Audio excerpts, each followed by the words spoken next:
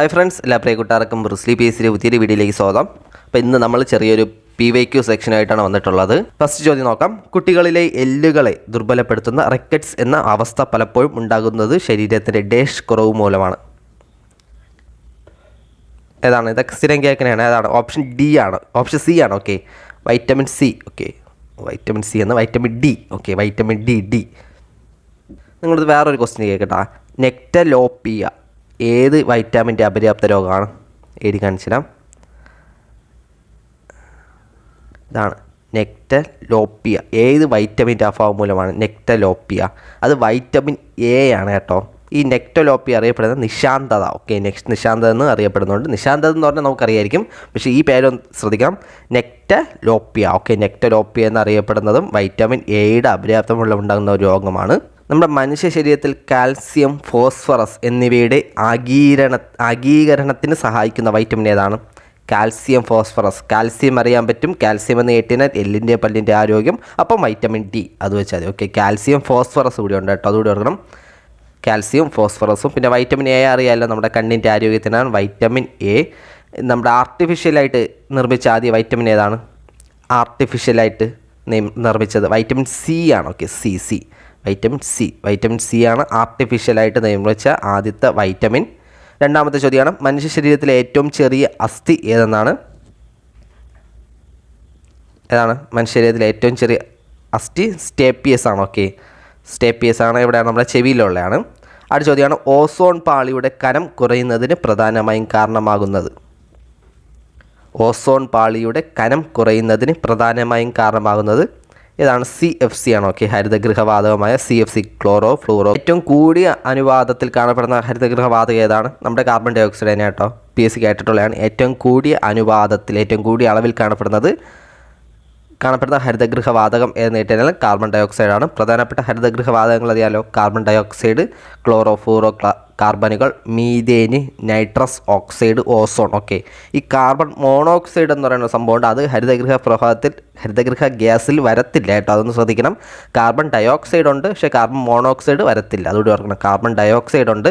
Carbon ഡൈ ഓക്സൈഡാണ് main item. Okay, പിന്നെ chloro fluoro carbon, methane, nitrous oxide, ozone. ഇതെല്ലാം SCERT ടെക്സ്റ്റ് ബുക്കിലുള്ളതാണ്. അടുത്ത ചോദ്യമാണ്. സിക്ക വൈറസ് രോഗം പ്രധാനമായും പരത്തുന്നത് ഡാഷ് ജീവിയാണ്? ഡാഷ് വഴിയാണ് സിക്ക വൈറസ് രോഗം പ്രധാനമായും പകരുന്നത്. സിക്ക വൈറസ് ഏതാണ്? ഓപ്ഷൻ സി ആണ്. ഓക്കെ, കൊതുക് കടിയിലൂടെയാണ് സിക്ക വൈറസ്. ഈഡിസ് കൊതുകാണ്, ശ്രദ്ധിക്കണം. Zika virus, Aedes. Zika, Aedes. ഈഡിസിൻ്റെ സാ വെച്ച് സിക്കേനെ ഓർത്ത് വെച്ചാൽ മതി. ഓക്കെ, ഇഡിസിക്ക എന്നോർത്ത് വെച്ചാൽ മതി. ഓക്കെ, കൊതുക് കടിയിലൂടെയാണ് സിക്ക വൈറസ് രോഗം പ്രധാനമായും പകരുന്നത്. ഈഡിസ് കൊതുകാണ്. അടുത്ത ചോദ്യമാണ്. ഭൂമധ്യരേഖയെ എടുത്തു വച്ച് മാസും ഭാരവും നിർണ്ണയിച്ച് ഒരു വസ്തു ഭൂമിയുടെ ധ്രുവപ്രദേശത്ത് വച്ചിരിക്കുന്നു. ഇതുമായി ബന്ധപ്പെട്ട ശരിയായ പ്രസ്താവന ഏതെന്നാണ്? ഭൂമധ്യരേഖയ്ക്കടുത്ത് വച്ച് മാസും ഭാരവും നിർണ്ണയിച്ച ഒരു വസ്തു ഭൂമിയുടെ ധ്രുവപ്രദേശത്ത് വച്ചിരിക്കുന്നു. ഇതുമായി ബന്ധപ്പെട്ട ശരിയായ പ്രസ്താവന ഏതെന്നാണ്? മാസ് മാറുന്നില്ല, ഭാരം ഏറ്റവും കൂടുതൽ. മാസ് മാറുന്നില്ല, ഭാരം ഏറ്റവും കുറവ്. മാസും ഭാരവും ഏറ്റവും കൂടുതൽ, മാസും ഭാരവും ഏറ്റവും കുറവ്. അതുപോലെ ഏതാണ്? PSC കുറേ തവണ ഇത് റിപ്പീറ്റ് ചെയ്ത് കേൾക്കാറുണ്ട്, ഈ സെയിം പോയിന്റുകളൊക്കെ എടുത്തിട്ട്. ഏതാണ്? ഓപ്ഷൻ എ ആണ്. ഓക്കെ, മാസ് മാറുന്നില്ല. മാസ് എന്ന് പറഞ്ഞാൽ എന്താണ്? മാസ് എന്ന് പറഞ്ഞാൽ അതിലുള്ള പിണ്ഡത്തിൻ്റെ അളവാണ്. ഓക്കെ, പിണ്ഡത്തിൻ്റെ മൂല്യമാണ്. പിണ്ഡം എന്ന് വെച്ചാൽ എന്താണ്? അതിലുള്ള മെയിൻ പിണ്ഡം മനസ്സിലാവുമല്ലോ സംഭവം. അതിൻ്റെ മൂല്യമാണ് മാസ് എന്ന് പറയുന്നത്. ഓക്കെ, അതെന്താണ്? ഇപ്പം 1 കിലോ പിണ്ഡമുള്ളത്, ഓക്കെ, 1 കിലോഗ്രാം മാസ് ഉള്ളത് എന്താണ്? വേറെ ഒരു ധ്രുവപ്രദേശത്ത് കൊണ്ടുവച്ചാൽ എന്താണ്? അതിലുള്ള മെയിൻ ഇൻഗ്രീഡിയൻസ് അതിൻ്റെ അകത്തുള്ള അറിയാമല്ലോ, പിണ്ഡം. അതിൻ്റെ പിണ്ഡത്തിന് ഒരു മാറ്റവും വരില്ല. പക്ഷേ അവിടെ എന്താണ്? ഭാരം ഏറ്റവും മാറും. എന്താണ് ഭാരം എന്ന് പറയുന്നത്? എന്താണ്? ഗ്രാവിറ്റേഷണൽ പുള്ളിനെയാണ് നമ്മൾ ഭാരം എന്ന് വിളിക്കുന്നത് അവിടെ. ഓക്കെ, ഗ്രാവിറ്റേഷണൽ ഫോഴ്സ് ആണ് ഭാരം എന്ന് പറയുന്നത്. ഒരു ഫോഴ്സ് ആണ്. ഓക്കെ, ഒരു ഫോഴ്സ് ആണ്. അതുകൊണ്ട് തന്നെ അതിൻ്റെ യൂണിറ്റ് എന്തോന്നാണ്? ഭാരത്തിൻ്റെ യൂണിറ്റ് ന്യൂട്ടൺ ആണ്. ഓക്കെ, ന്യൂട്ടൺ ആണ്. പക്ഷേ മാസിൻ്റെ യൂണിറ്റ് എന്തോന്നാണ്? കിലോഗ്രാം ആണ്. ഓക്കെ, മാസിൻ്റെ യൂണിറ്റ് കിലോഗ്രാം ആണ്. അതേപോലെ ഭാരത്തിൻ്റെ യൂണിറ്റാണ് ന്യൂട്ടൺ. അതേപോലെ കിലോഗ്രാം വെയ്റ്റും എന്നറിയപ്പെടും. കിലോഗ്രാം വെയ്റ്റ് എന്നൊരു യൂണിറ്റ് കൂടി ഉണ്ട്. കിലോഗ്രാം വെയ്റ്റ്, KGWT എന്നൊരു യൂണിറ്റും ഉണ്ട്. അപ്പം ഇതിൽ മാസ് മാറില്ല. മാസം എന്ന് പറഞ്ഞാൽ അതിലുള്ള പിണ്ടത്തിൻ്റെ അളവാണ്. പക്ഷേ ഭാരം എന്ന് പറയുന്നത് എന്താണ്? ഫോഴ്സ് ആണ്. അപ്പോൾ ഗ്രാവിറ്റേഷൻ്റെ പുള്ള് മാറുന്നതനുസരിച്ച് എന്താണ്? ഭാരവും മാറിക്കൊണ്ടിരിക്കും. അപ്പോൾ ഗ്രാവിറ്റേഷണൽ ഫോഴ്സ് അപ്പോൾ ഏറ്റവും എന്താണ് അത് കൂടുതൽ എവിടെയായിരിക്കും? ധ്രുവ പ്രദേശങ്ങളിലായിരിക്കും. അതുകൊണ്ട് എന്താണ്? ധ്രുവ പ്രദേശങ്ങളിൽ പോകുമ്പോൾ ഭാരം കൂടുതലും. ഓക്കെ. പക്ഷേ എന്താണ് നമ്മുടെ ഇക്വേറ്റർ ഭാഗത്തോട്ട് വരുമ്പോൾ എന്തായിരിക്കും? ഭാരം കുറവായിരിക്കും. ഓക്കെ. ചെറിയ മൈന്യൂട്ടായിട്ടുള്ള വ്യത്യാസങ്ങളേ ഉള്ളൂ, വലിയ വ്യത്യാസമൊന്നും വരാറില്ല. പക്ഷേ നമ്മൾ അറിയണം എന്താണ് ക്വസ്റ്റ്യൻ ബേസ് ഒക്കെ പറയുന്നത് എന്താണ്? ധ്രുവ പ്രദേശങ്ങളിലോട്ട് പോകുമ്പം അവിടെ എന്താണ്? ഗുരുത്വാകർഷണ ബലം കൂടുതലാണ്. ഓക്കെ. ഗുരുത്വാകർഷണ ബലം കൂടുതലാണ്. ഓക്കെ. ധ്രുവ പ്രദേശത്ത് പോകുമ്പോൾ ഗുരുത്വാകർഷണ ബലം കൂടുതലാണ്. അതുകൊണ്ട് തന്നെ എന്താണ്? വെയിറ്റും കൂടും. ഓക്കെ. ഭാരവും കൂടുന്നുണ്ട്. പക്ഷേ നമ്മുടെ സെൻറ്ററിലോട്ട് വരുമ്പോൾ എന്താണ്? വെയിറ്റ് കുറയുന്നുണ്ട്. പക്ഷേ മാസ് അവിടെ മാറുന്നില്ല. പിന്നെ PSC കേൾക്കാനുള്ള കുറേ പോയിൻ്റാണ് എന്താണ്? മാസ് കൂടുമ്പോൾ ഗ്രാവിറ്റേഷണൽ ഗുരുത്വാകർഷണം കൂടുന്നുണ്ടോ ഇല്ലയോ എന്ന് കേൾക്കും. എന്താണ്? അതും കൂടുന്നുണ്ടോ? ഓക്കെ. മാസ് കൂടുമ്പോൾ ഗ്രാവിറ്റേഷണൽ കൂടുന്നുണ്ട്. അതുപോലെ തന്നെ രണ്ട് വസ്തുക്കളുടെ മാസ് രണ്ടിരട്ടിയായാൽ എന്താണ്? ഗ്രാവിറ്റേഷണൽ ഗുരുത്വാകർഷണ ബലം എത്രയാണ്? 4 ഇരട്ടിയാവും. ഓക്കെ. ഗുരുത്വാകർഷണ ബലം 4 ഇരട്ടിയാവും. ഇത് പറയണത് ഇതിൻ്റെ ബേസിക് എന്ന് എഴുതി കാണിച്ചുതരാം.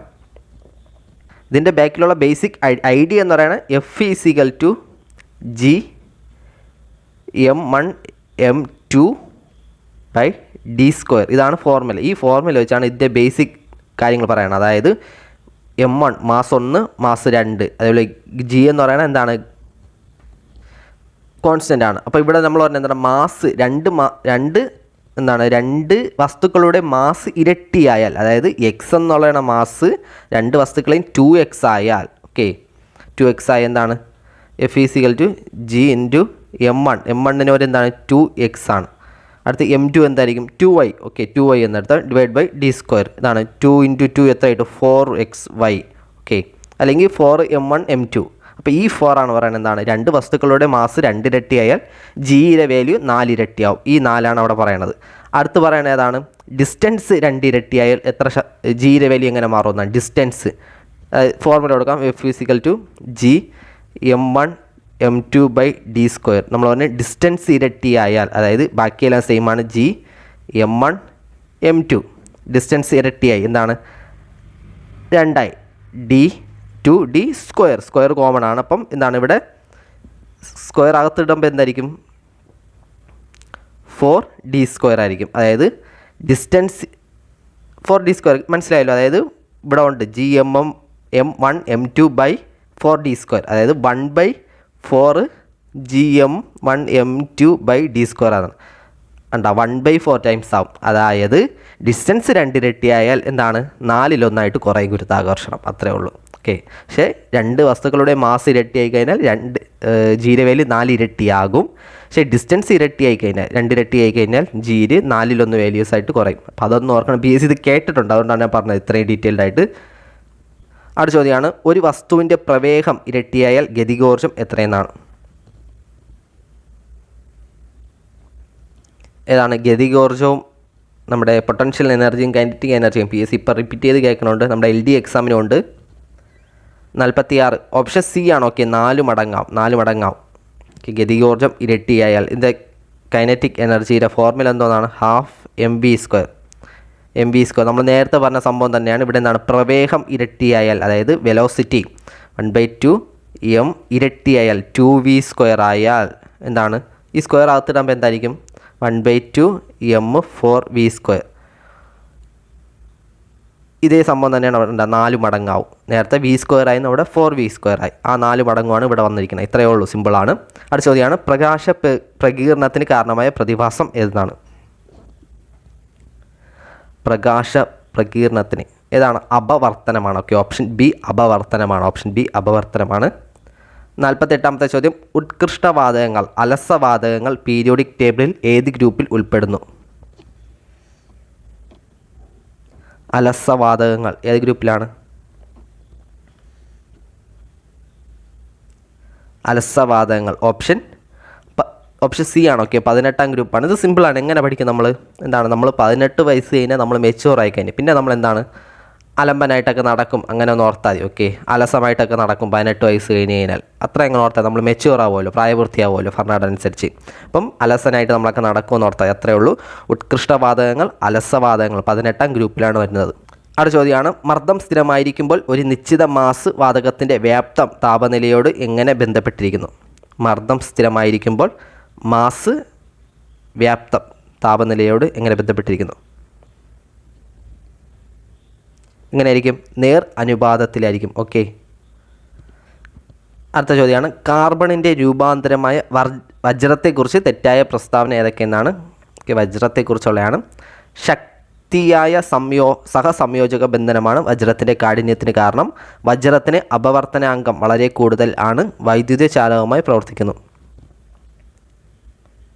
ഏതാണ് വജ്രത്തെക്കുറിച്ചുള്ള തെറ്റായ സ്റ്റേറ്റ്മെൻറ്റ്? ഓപ്ഷൻ ഡി ആണ്. ഓക്കെ, വൈദ്യുതി ചാലകമായിട്ടല്ല, വൈദ്യുത ഇൻസുലേറ്റർ ആയിട്ടാണ് പ്രവർത്തിക്കുന്നത്. ഓക്കെ, റെസിസ്റ്റർ ആയിട്ടാണ്. ഓക്കെ, ചാലകമായിട്ടല്ല, ചാലകമല്ല. ഓക്കെ, കണ്ടക്ടർ അല്ല. വജ്രം എന്ന് പറയുന്ന ഒരു ഒരു റെസിസ്റ്ററാണ്. ഓക്കെ, നല്ല റെസിസ്റ്റിവിറ്റി കൂടിയതാണ്. അപ്പോൾ അതുപോലെ തന്നെ വജ്രത്തിന് അപവർത്തനാങ്കം വളരെ കൂടുതലാണ്. ശക്തിയായ സഹസംയോജന ബന്ധനമാണ് വജ്രത്തിൻ്റെ കാഠിന്യത്തിന് കാരണം. ഓക്കെ, ശക്തിയായ സഹസംയോജന ബന്ധമാണ് വജ്രത്തിനുള്ളത്. ഈ പോയിന്റുകളെല്ലാം നോക്കണം. ഇനി വരാൻ പോകുന്ന പരീക്ഷയ്ക്ക് ഈ പോയിന്റുകൾ എടുത്തിട്ടായിരിക്കും PSC കേൾക്കുന്നത്. അപ്പോൾ അതെല്ലാം ശ്രദ്ധിക്കണം.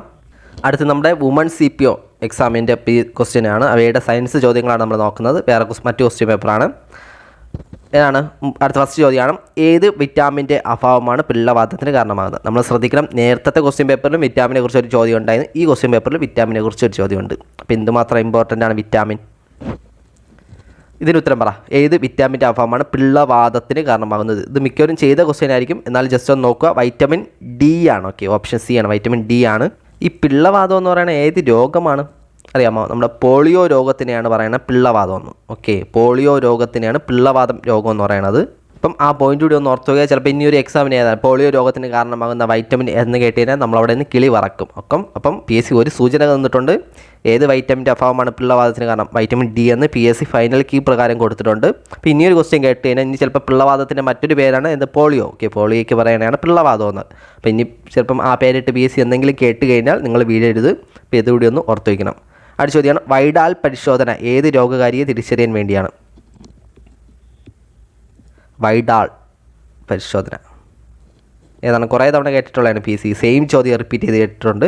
ഓപ്ഷൻ ബി ആണ്. ഓക്കെ, സാൽമോണല്ല ടൈഫി ആണ്. ഓക്കെ, ടൈഫോയിഡ് രോഗത്തിൻ്റെ ചികിത്സയാണ് വൈഡാൽ പരിശോധന എന്നാണ്. ഓക്കെ, ടൈഫോയിഡ് രോഗം. അപ്പോൾ അതിന് കാരണമാകുന്ന രോഗകാരിയാണ് സാൽമോണല്ല ടൈഫി.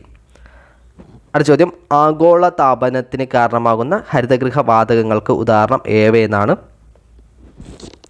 ഏതാണ്? നമ്മൾ നേരത്തെ പറഞ്ഞ ക്വസ്റ്റ്യൻ കണ്ട. നേരത്തെ ക്വസ്റ്റ്യൻ പേപ്പറിലും ഒരു ഹരിതഗൃഹ വാതകം ആഗോള താപനത്തിൻ്റെ ഒരു ക്വസ്റ്റ്യൻ ഉണ്ടായിരുന്നു. സെയിം ക്വസ്റ്റ്യൻ ഇവിടെയും റിപ്പീറ്റ് ചെയ്യുന്നുണ്ട്.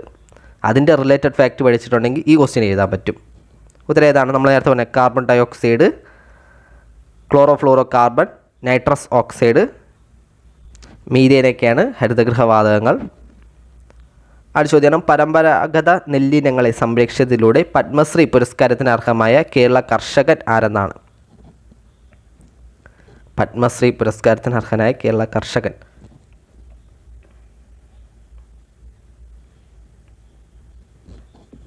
ആരാണ്? ഓപ്ഷൻ ഡി ആണ്. ഓക്കെ, സത്യനാരായണ ബെള്ളേരിയാണ്. ഓക്കെ, 2024 പത്മശ്രീ ലഭിച്ചത് 110 പേർക്കാണ്. 110 പേർക്ക് പത്മശ്രീ ലഭിച്ചിട്ടുണ്ട്.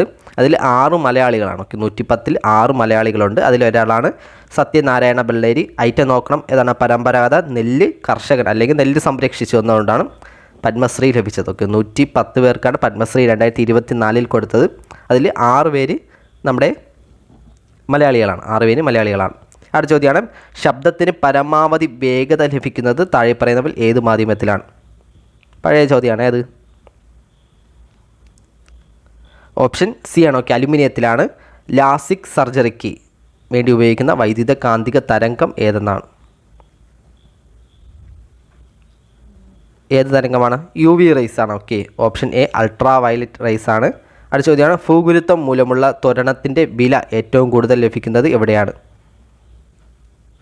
ഭൂഗുരുത്വം മൂലമുള്ള ത്വരണത്തിൻ്റെ വില ഏറ്റവും കൂടുതൽ ലഭിക്കുന്നത് എവിടെയാണ്? നമ്മൾ നേരത്തെ പറഞ്ഞ സംഭവം തന്നെയാണ് റിപ്പീറ്റ് ചെയ്ത് കേൾക്കുന്നുണ്ടോ? ക്വസ്റ്റ്യൻസ് പറഞ്ഞുണ്ടോ? നേരത്തെ പറഞ്ഞ ക്വസ്റ്റ്യൻസ് ആണ്. എന്താണ്? നമ്മൾ ഗ്രാവിറ്റേഷനെ കുറിച്ച് ഒരു ക്വസ്റ്റ്യൻ പറഞ്ഞിരുന്നു. അതുപോലെ തന്നെ നമ്മുടെ ആഗോള താപനത്തെക്കുറിച്ചൊരു ക്വസ്റ്റ്യൻ പറഞ്ഞിരുന്നു. രോഗകാരികൾ, വൈറ്റമിൻസിനെ കുറിച്ചൊരു ക്വസ്റ്റ്യൻ പറഞ്ഞിരുന്നു. അപ്പോൾ റിപ്പീറ്റ് ചെയ്ത് കേൾക്കണം, നോക്കണം നിങ്ങൾ. എവിടെയാണ് മൂലമുള്ള ത്വരണം ഏറ്റവും കൂടുതൽ? ഓപ്ഷൻ ബി ആണ്. ഓക്കെ, ധ്രുവപ്രദേശത്താണ്. നമ്മൾ നേരത്തെ പറഞ്ഞതാണ്. 39 ഓപ്ഷൻ ബി ആണ്. 40ാമത്തെ ചോദ്യം, ISROയുടെ അഭിമാന പത്രയായ ചന്ദ്രയാൻ 3. ഇപ്പോൾ ചന്ദ്രയാനും മറ്റേ ആദിത്യ L1 റിപ്പീറ്റ് ചെയ്ത് കേൾക്കുന്നുണ്ട്. പിന്നെ ഒരു എക്സ്പോസാറ്റും കൂടി ഉണ്ട്, അതുകൂടി നോക്കി വയ്ക്കണം. ISROയുടെ അഭിമാന പദ്ധതിയായ ചന്ദ്രയാൻ 3ൻ്റെ സോഫ്റ്റ് ലാൻഡിംഗ് നടന്നത് എന്നാണ്? ഏതാണ്? കുറേ തവണ PSC സെയിം ക്വസ്റ്റ്യൻ കേട്ടിട്ടുണ്ട്. Soft landing August 23. Okay, 2023 August 23 41ാമത്തെ ചോദ്യം, ഒരേ മാസ് നമ്പരും വ്യത്യസ്ത ആറ്റോമിക് നമ്പരുമുള്ള മൂലകങ്ങൾ താഴെ പറയുന്നത്. ഇതും PSC ഇപ്പോൾ കുറേ കാലം കൊണ്ട് കേൾക്കുന്നുണ്ട്. ഇതിൻ്റെ ഐസോടോപ്പുകൾ, ഓക്കെ, അതുപോലെ ചില എലമെൻറ്റ്സിനെ വച്ച് PSC ഇതുപോലെ കേൾക്കാറുണ്ട്. ഒരേ മാസ് നമ്പരും വ്യത്യസ്ത ആറ്റോമിക് നമ്പറുമുള്ള മൂലകങ്ങളാണ്. ഇതാണ് ഒരേ മാസമുള്ളവരാണ് ഇവിടെ പേടിക്കുന്നത്. ഒരേ നിലവാരമുള്ളവരാണ് ഇവിടെ പേടിക്കുന്നത്. ബാറുകളിൽ പോയി വെള്ളം അടിക്കണമെന്ന് ഓർത്താൽ, അല്ലെങ്കിൽ ബാറിൽ പോയി വെള്ളം അടിക്കുന്നത്. ഓക്കെ, നമ്മൾ പണ്ടത്തെ പട്ടി ഷോ എന്നൊക്കെ പറയില്ലേ, അത് നമ്മൾ പണ്ട് മാസമായിട്ട് കാണിച്ചോണ്ടല്ലേ ഇതിൻ്റെത്. അപ്പോൾ അതൊന്നും ഓർത്താൽ മതി. സെയിം മാസ് നമ്പറുള്ളത് ഐസോ ബാറുകളാണ്. ഓക്കെ, ഐസോ ബാർ. ഓക്കെ, ബാറിൽ പോയി വെള്ളം അടിക്കുന്നത് നല്ല മാസം എന്ന് വിചാരിച്ചു, മാസ് കാര്യം എന്ന് വിചാരിച്ചോണ്ട് വന്നാന്ന് വിചാരിച്ചാൽ മതി. അപ്പം അങ്ങനെ ഒന്ന് കണക്ട് ചെയ്ത് വയ്ക്കുക. 42ാമത്തെ ചോദ്യം, താഴെ തന്നിരിക്കുന്നവയിൽ അയോണീകരണ ഊർജ്ജം ഏറ്റവും കൂടുതലുള്ള മൂലകം ഏതെന്നാണ്? അയോണീകരണ ഊർജ്ജം ഏറ്റവും കൂടുതലുള്ള മൂലകം ഏതാണ്? ഓപ്ഷൻ സി നൈട്രജൻ ആണ്. ഓക്കെ, അയോണീകരണ ഊർജ്ജം ഏറ്റവും കൂടുതൽ നൈട്രജൻ ആണ്. അടുത്ത ക്വസ്റ്റ്യനാണ്, ലൂയിസ് ക്ഷാരത്തിന് ഉദാഹരണം ഏതെന്നാണ്? ലൂയിസ് ക്ഷാരത്തിന് ഉദാഹരണം ഏതെന്നാണ്? ഏതാണ്? ഓപ്ഷൻ എ ആണ്. ഓക്കെ, NH3 ആണ്. NH3 ആണ് ലൂയിസ് ക്ഷാരത്തിന് ഉദാഹരണം. ലൂയിസ് ബേസിന് എക്സാമ്പിൾസ് ഏതാണ്? ലൂയിസ് ബേസ് എക്സാമ്പിൾ ഏതാണ്? NH3 ഉണ്ട്, അല്ലെ H2O ഉണ്ട്, OH- ഉണ്ട്. ഇതൊന്ന് എഴുതി വെച്ച് പഠിക്കുക. OH- ഉണ്ട്, Cl- ഉണ്ട്, Br-. അപ്പോൾ ഇത്രയൊന്ന് എഴുതി വയ്ക്കുക. ലൂയിസ് ബേസ് ആണ്. ഓക്കെ, ഇത് ലൂയിസ് ആസിഡ് അല്ല, ലൂയിസ് ബേസിന് എക്സാമ്പിളാണ്. ഓക്കെ, ഇതുപോലെ ലൂയിസ് ആസിഡും ഉണ്ട്. ലൂയിസ് ബേസ് എന്ന് പറഞ്ഞാൽ എന്താണ്? Substance which donates electron pair. Okay, electron പെയറിനെ ഡൊണേറ്റ് ചെയ്യുന്നത് നമ്മൾ ലൂയിസ് ബേസ് എന്ന് പറയുന്നത്. അപ്പോൾ ലൂയിസ് ആസിഡ് എന്ന് പറഞ്ഞാൽ എന്താണ്? Substance which accept electron pair. Okay, electron പെയറിനെ സ്വീകരിക്കുന്നത് ലൂയിസ് ആസിഡും ഇലക്ട്രോൺ പെയറിനെ ഡൊണേറ്റ് ചെയ്യുന്നത് ലൂയിസ് ബേസുമാണ് പറയുന്നത്. ലൂയിസ് ബേസിന് എക്സാമ്പിൾസ് ആണ് ഇത്: NH3, H2O, OH-, Cl-, Br-. അടുത്ത ചോദ്യം, ടൈറ്റാനിയം ഡയോക്സൈഡ് നിർമ്മിക്കുന്നതിന് ഉപയോഗിക്കുന്ന ധാതു ഏതാണ്? ടൈറ്റാനിയം ഡയോക്സൈഡ് ഏതാണ്? ഓപ്ഷൻ ഡി ആണ്. ഓക്കെ, ഇൽമനേറ്റ് ആണ്. ഒരു ചെറിയ എക്സാമിൻ്റെ ക്വസ്റ്റ്യൻ പേപ്പറാണ്. അപ്പോൾ ഒട്ടുമിക്കതും എന്താണ് നമ്മുടെ ബേസിക് ചോദ്യങ്ങളൊക്കെ ആയിരിക്കും. ജസ്റ്റ് നമുക്ക് നോട്ടിച്ച് നോക്കാം. എല്ലാവരും വീഡിയോ മുഴുവനായിട്ട് കാണണം. ചോദ്യമാണ്, നമ്മുടെ ശരീരത്തിൽ ഏത് അവയവത്തിൽ വെച്ചാണ് യൂറിയ നിർമ്മിക്കപ്പെടുന്നത്? യൂറിയ ഏത് അവയവത്തിൽ വെച്ചാണ്? ഓപ്ഷൻ എ ആണ്, കരളിൽ വെച്ചാണ്. ഓക്കെ, കരളിൽ വെച്ചാണ്. വൃക്ക എന്ന കാര്യത്തിൽ കരളാണ്. ഓക്കെ, കരളാണ്. താഴെ തന്നിരിക്കുന്നവയിൽ മത്സ്യത്തിൻ്റെ അഭാവം മൂലം മാംസ്യത്തിൻ്റെ അഭാവം മൂലം ഉണ്ടാകുന്ന രോഗം ഏതാണ്? ഓപ്ഷൻ ഡി ആണ്. ഓക്കെ, കോഷ്യോക്കറാണ്. ഓപ്ഷൻ ഡി കോഷ്യോക്കറാണ്. ചുവടെ തന്നിരിക്കുന്നവയിൽ കേരളത്തിലെ നാഷണൽ പാർക്ക് ഏതെന്നാണ്? സിമ്പിൾ ചോദ്യം ഏതാണ്? ഓപ്ഷൻ ബി ആണ്, സൈലൻറ്റ് വാലി ആണ്. ഏത് ജില്ലയാണ് സൈലൻറ്റ് വാലി? PKD. ഓക്കെ, പാലക്കാടാണ്. 56ാമത്തെ ചോദ്യമാണ്, ചുവടെ തന്നിരിക്കുന്നവയിൽ അത്യുൽപാദന ശേഷിയുള്ള ശങ്കരയിന തെങ്ങ് ഏതെന്നാണ്? ലക്ഷഗംഗയാണ്. ഓക്കെ, ലക്ഷഗംഗ. ഈ ഹരിത ഏതിനമാണ്? ഹരിത വഴുതനങ്ങയാണ്. ഓക്കെ, വഴുതനങ്ങയാണ് ഹരിത, സൂര്യ, ശ്വേത, നീലിമ ഇതെല്ലാം വഴുതനങ്ങയുടെ ശങ്കര ഇനങ്ങളെയാണ്. ഏതൊക്കെയാണ്? ഹരിതയും സൂര്യയും, അതുപോലെ ശ്വേത, നീലിമ. ഓക്കെ, ശ്വേത, നീലിമ ഇതെല്ലാം വഴുതനങ്ങയുടെയാണ്. പവിത്ര ഏതിൻ്റെയാണ്? നെല്ലിൻ്റെയാണ്. ഓക്കെ, പവിത്ര നെല്ലിൻ്റെ ശങ്കര ഇനമാണ്. അടുത്ത ചോദ്യമാണ്, 2023 ലോക പരിസ്ഥിതി ദിന സന്ദേശം ഏത് മലിനീകരണത്തിനുള്ള പരിഹാരവുമായി ബന്ധപ്പെട്ടാണ്? ഏതാണ്? ഓപ്ഷൻ സി ആണ്, പ്ലാസ്റ്റിക് മലിനീകരണമാണ്. ഓക്കെ, പ്ലാസ്റ്റിക് മലിനീകരണമാണ്. 58-ാമത്തെ ചോദ്യമാണ് രക്തജന്യ രോഗങ്ങളായ ഹീമോഫീലിയ, അരിവാൾ രോഗം, തലാസിമിയ തുടങ്ങിയവയുടെ സമഗ്ര ചികിത്സ ഉറപ്പാക്കാൻ കേരള ആരോഗ്യ വകുപ്പ് ആരംഭിച്ച പദ്ധതി എന്നാണ്? ഏത് പദ്ധതിയാണ്? ഓപ്ഷൻ ഡി ആണ്. ഓക്കെ, ആശാധാരയാണ്. ഓപ്ഷൻ ഡി ആശാധാരയാണ്. താലോലം പ്രോജക്റ്റ് എന്തിനാണ്? താലോലം വൃക്കരോഗം, ഹൃദ്രോഗം, ഹീമോഫീലിയ തുടങ്ങിയ മാരക രോഗങ്ങൾ ബാധിച്ച കുട്ടികൾക്ക് ധനസഹായം നൽകുന്ന പദ്ധതിയാണ് താലോലം പദ്ധതി. ശ്രദ്ധിക്കണം, വൃക്കരോഗം, ഹൃദ്രോഗം, ഹീമോഫീലിയ തുടങ്ങിയ മാരക രോഗങ്ങൾ ബാധിച്ച കുട്ടികൾക്ക് ധനസഹായം നൽകുന്ന പദ്ധതിയാണ് താലോലം പദ്ധതി. അശ്വമേധം പ്രോജക്റ്റ് അറിയാലോ, PSC കുറേ തവണ കേട്ടിട്ടുള്ളതാണ്. കുഷ്ഠരോഗ നിർമ്മാർജ്ജനത്തിന് വേണ്ടിയുള്ള പ്രോജക്റ്റാണ് അശ്വമേധം. ഓക്കെ, കുഷ്ഠരോഗ നിർമ്മാർജ്ജനവുമായി ബന്ധപ്പെട്ട പ്രോജക്റ്റാണ് അശ്വമേധം പ്രോജക്റ്റ്. ആയുർദളവും PSC കേട്ടിട്ടുള്ളതാണ്, എയ്ഡ്സുമായി ബന്ധപ്പെട്ടാണ്. ഓക്കെ, എയ്ഡ്സ് ബോധവൽക്കരണ പദ്ധതിയാണ് ആയുർദളം. കുഷ്ഠരോഗമാണെങ്കിൽ അശ്വമേധവും, ആയുർദളം എയ്ഡ്സ് ആണ്. ഐക്യരാഷ്ട്രസഭയുടെ ഭക്ഷ്യ കാർഷിക സംഘടന 2023 ഏത് വിളയുടെ വർഷമായിട്ടാണ് പ്രഖ്യാപിച്ചത്? 2023 നമ്മുടെ ഇന്ത്യയാണ് അതിനെ പ്രൊമോട്ട് ചെയ്യാൻ പറഞ്ഞത് ചെറുധാന്യ വർഷം, മില്ലറ്റ് വർഷം. ഓക്കെ, 2023.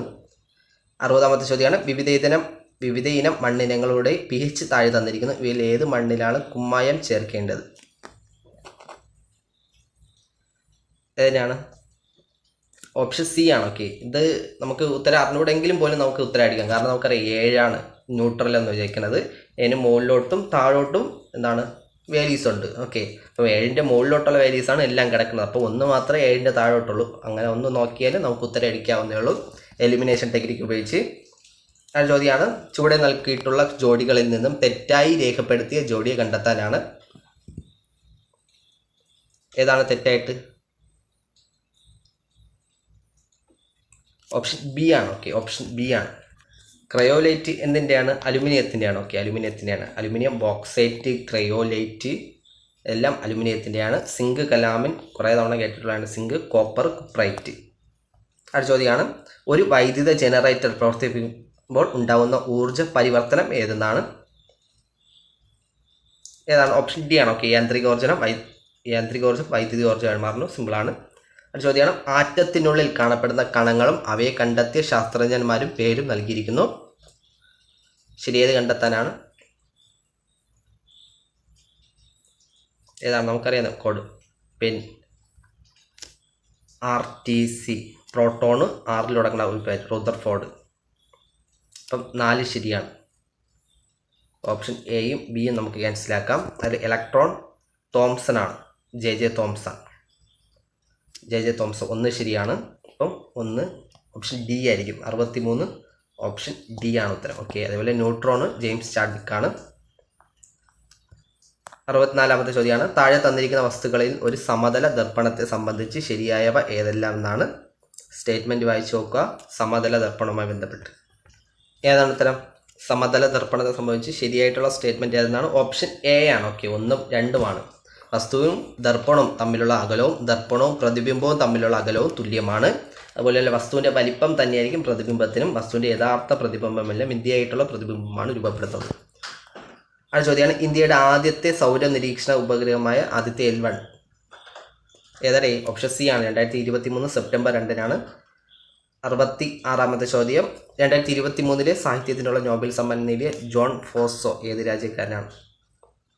ഫോസെ. ഓപ്ഷൻ സി ആണ്. ഓക്കെ, നോർവേ ആണ്. മഞ്ഞപ്പിത്തം ബാധിക്കുന്ന ശരീരാവയവം ഏതാണ്? മഞ്ഞപ്പിത്തം കരളിനെ ബാധിക്കുന്നു. ഓപ്ഷൻ ഡി ആണ്, കരളാണ്. മലമ്പനിക്ക് കാരണമായ രോഗകാരി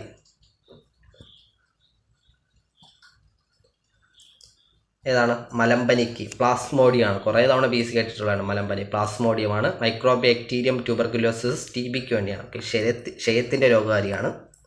69 ഒരു പ്രാഥമിക ആരോഗ്യ കേന്ദ്രത്തിൽ ലഭ്യമല്ലാത്ത സേവനങ്ങൾ ഏവയാണ്? ഓപ്ഷൻ വായിക്കുമ്പോൾ കിട്ടും. CT സ്കാനൊക്കെ കൊണ്ടാടി ഒരു പ്രാഥമിക ആരോഗ്യ കേന്ദ്രത്തിൽ. പ്രതിരോധ കുത്തിവയ്പ്പുണ്ട്, ഡോക്ടറുടെ സേവനമുണ്ട്, പാലിയേറ്റ് പരിശീലനമുണ്ട്. 70-ാമത്തെ ചോദ്യം ലോക ഭക്ഷ്യ സുരക്ഷാ ദിനം? ഓപ്ഷൻ സി ആണ്. ഓക്കെ, ജൂൺ 7 ആണ് ഭക്ഷ്യ സുരക്ഷാ ദിനം. ലോക ഭക്ഷ്യ സുരക്ഷാ ദിനം ജൂൺ 7 ആണ്. കേരള ആരോഗ്യശാസ്ത്ര യൂണിവേഴ്സിറ്റിയുടെ ആസ്ഥാനം ഏതാണ്? തൃശ്ശൂരാണ്. ഓക്കെ, തൃശ്ശൂരാണ്. ജോഗ്രഫി ഹിസ്റ്ററി ഭാഗത്താണ്. ഓക്കെ, ഓഗസ്റ്റ് മാസത്തിൽ നടന്ന ജോഗ്രഫി ഹിസ്റ്ററി പോർഷൻസിൻ്റെ ക്വസ്റ്റ്യൻസാണ് നമ്മൾ നോക്കുന്നത്. ക്ഷേത്രപ്രവേശന വിളംബരം പ്രഖ്യാപനം നടത്തിയത് എന്നാണ്? അറിയാലോ, പഴയ ചോദ്യമൊക്കെയാണ് ഇതൊക്കെ. പഴയതല്ല, മീൻസ് ഓഗസ്റ്റ് മാസത്തിൽ കേട്ടതാണ്, റിപ്പീറ്റ് ചെയ്ത് കേൾക്കുന്ന ചോദ്യമാണ്. ഏതാണ്? ഓപ്ഷൻ ഡി ആണ്. Okay, 1936 November 12 1936 November 12. അടുത്ത ചോദ്യമാണ്, ഗുരുവായൂർ സത്യാഗ്രഹത്തിൻ്റെ വോളണ്ടിയർ ക്യാപ്റ്റൻ ആരായിരുന്നു? ആരാണ്? AKG ആണ്. ഓക്കെ, AKG ആണ്. ഈ ക്വസ്റ്റ്യൻ നിങ്ങൾ ശ്രദ്ധിക്കണം, കാരണം ഈ 4 ഓപ്ഷൻസും ഇമ്പോർട്ടൻ്റ് ആണ്. എവിടെയാണ് ഇമ്പോർട്ടൻറ്റ്? ഗുരുവായൂർ സത്യാഗ്രഹവുമായി ഇമ്പോർട്ടൻ്റ് ആണ്. ഓക്കെ, ഇവ 4 പേരും ഗുരുവായൂർ സത്യാഗ്രഹത്തിൻ്റെ പ്രധാന നേതാക്കളായിരുന്നു. ഓരോരുത്തർക്കും ഓരോ പോസ്റ്റ് ഉണ്ട്, അത് നമുക്ക് നോക്കാം. ഗുരുവായൂർ സത്യാഗ്രഹം നടന്നത് എന്നാണ്? 1931. Okay, 1931 November 2 okay, 1931 November 1 okay, November 1 തുടങ്ങുന്നത്. 1932 ഒക്ടോബർ 2 അവസാനിക്കുന്നുണ്ട്. അപ്പം ഏകദേശം ഒരു 10-11 മാസത്തോളം നീണ്ടു നിന്നിട്ടുണ്ട്. 1931 നവംബർ 1 മുതൽ 1932 ഒക്ടോബർ 2 വരെയാണ്. ഇനി ഇവരുടെ പ്രത്യേകം നോക്കാം. ഈ മന്നത്ത് പത്മനാഭൻ ആരാണ്?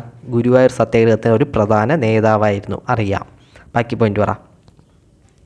എന്താണ്? ഗുരുവായൂർ സത്യാഗ്രഹ കമ്മിറ്റിയുടെ പ്രസിഡൻ്റായിരുന്നു. ഓക്കെ, മന്നത്ത് പത്മനാഭനായിരുന്നു ഗുരുവായൂർ സത്യാഗ്രഹ കമ്മിറ്റിയുടെ പ്രസിഡൻറ്റ്. കേളപ്പൻ ആരായിരുന്നു? പ്രധാനപ്പെട്ട ഒരു നേതാവായിരുന്നു.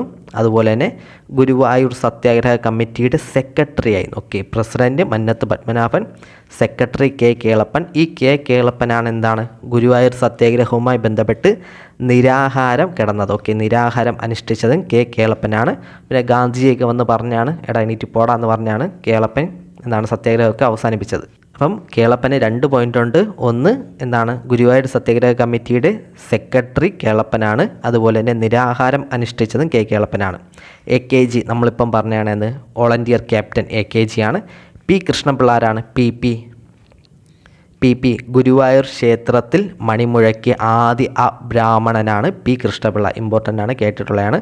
മണിമുഴക്കിയ ആദ്യ അബ്രാഹ്മണൻ. ഓക്കെ, ഓടി വന്ന് മണി അടിച്ചിട്ട് ഓടി. ഓക്കെ, ഓടിക്കളഞ്ഞ് P കൃഷ്ണപിള്ള. അപ്പം ഇത്രയും പോയിന്റുകൾ നോക്കാം ഗുരുവായൂർ സത്യാഗ്രഹവുമായി ബന്ധപ്പെട്ട്. ബാക്കി എന്തെങ്കിലും പോയിന്റുകളുണ്ടെങ്കിൽ നിങ്ങളൊന്ന് കമൻറ്റ് ബോക്സിൽ രേഖപ്പെടുത്തുക.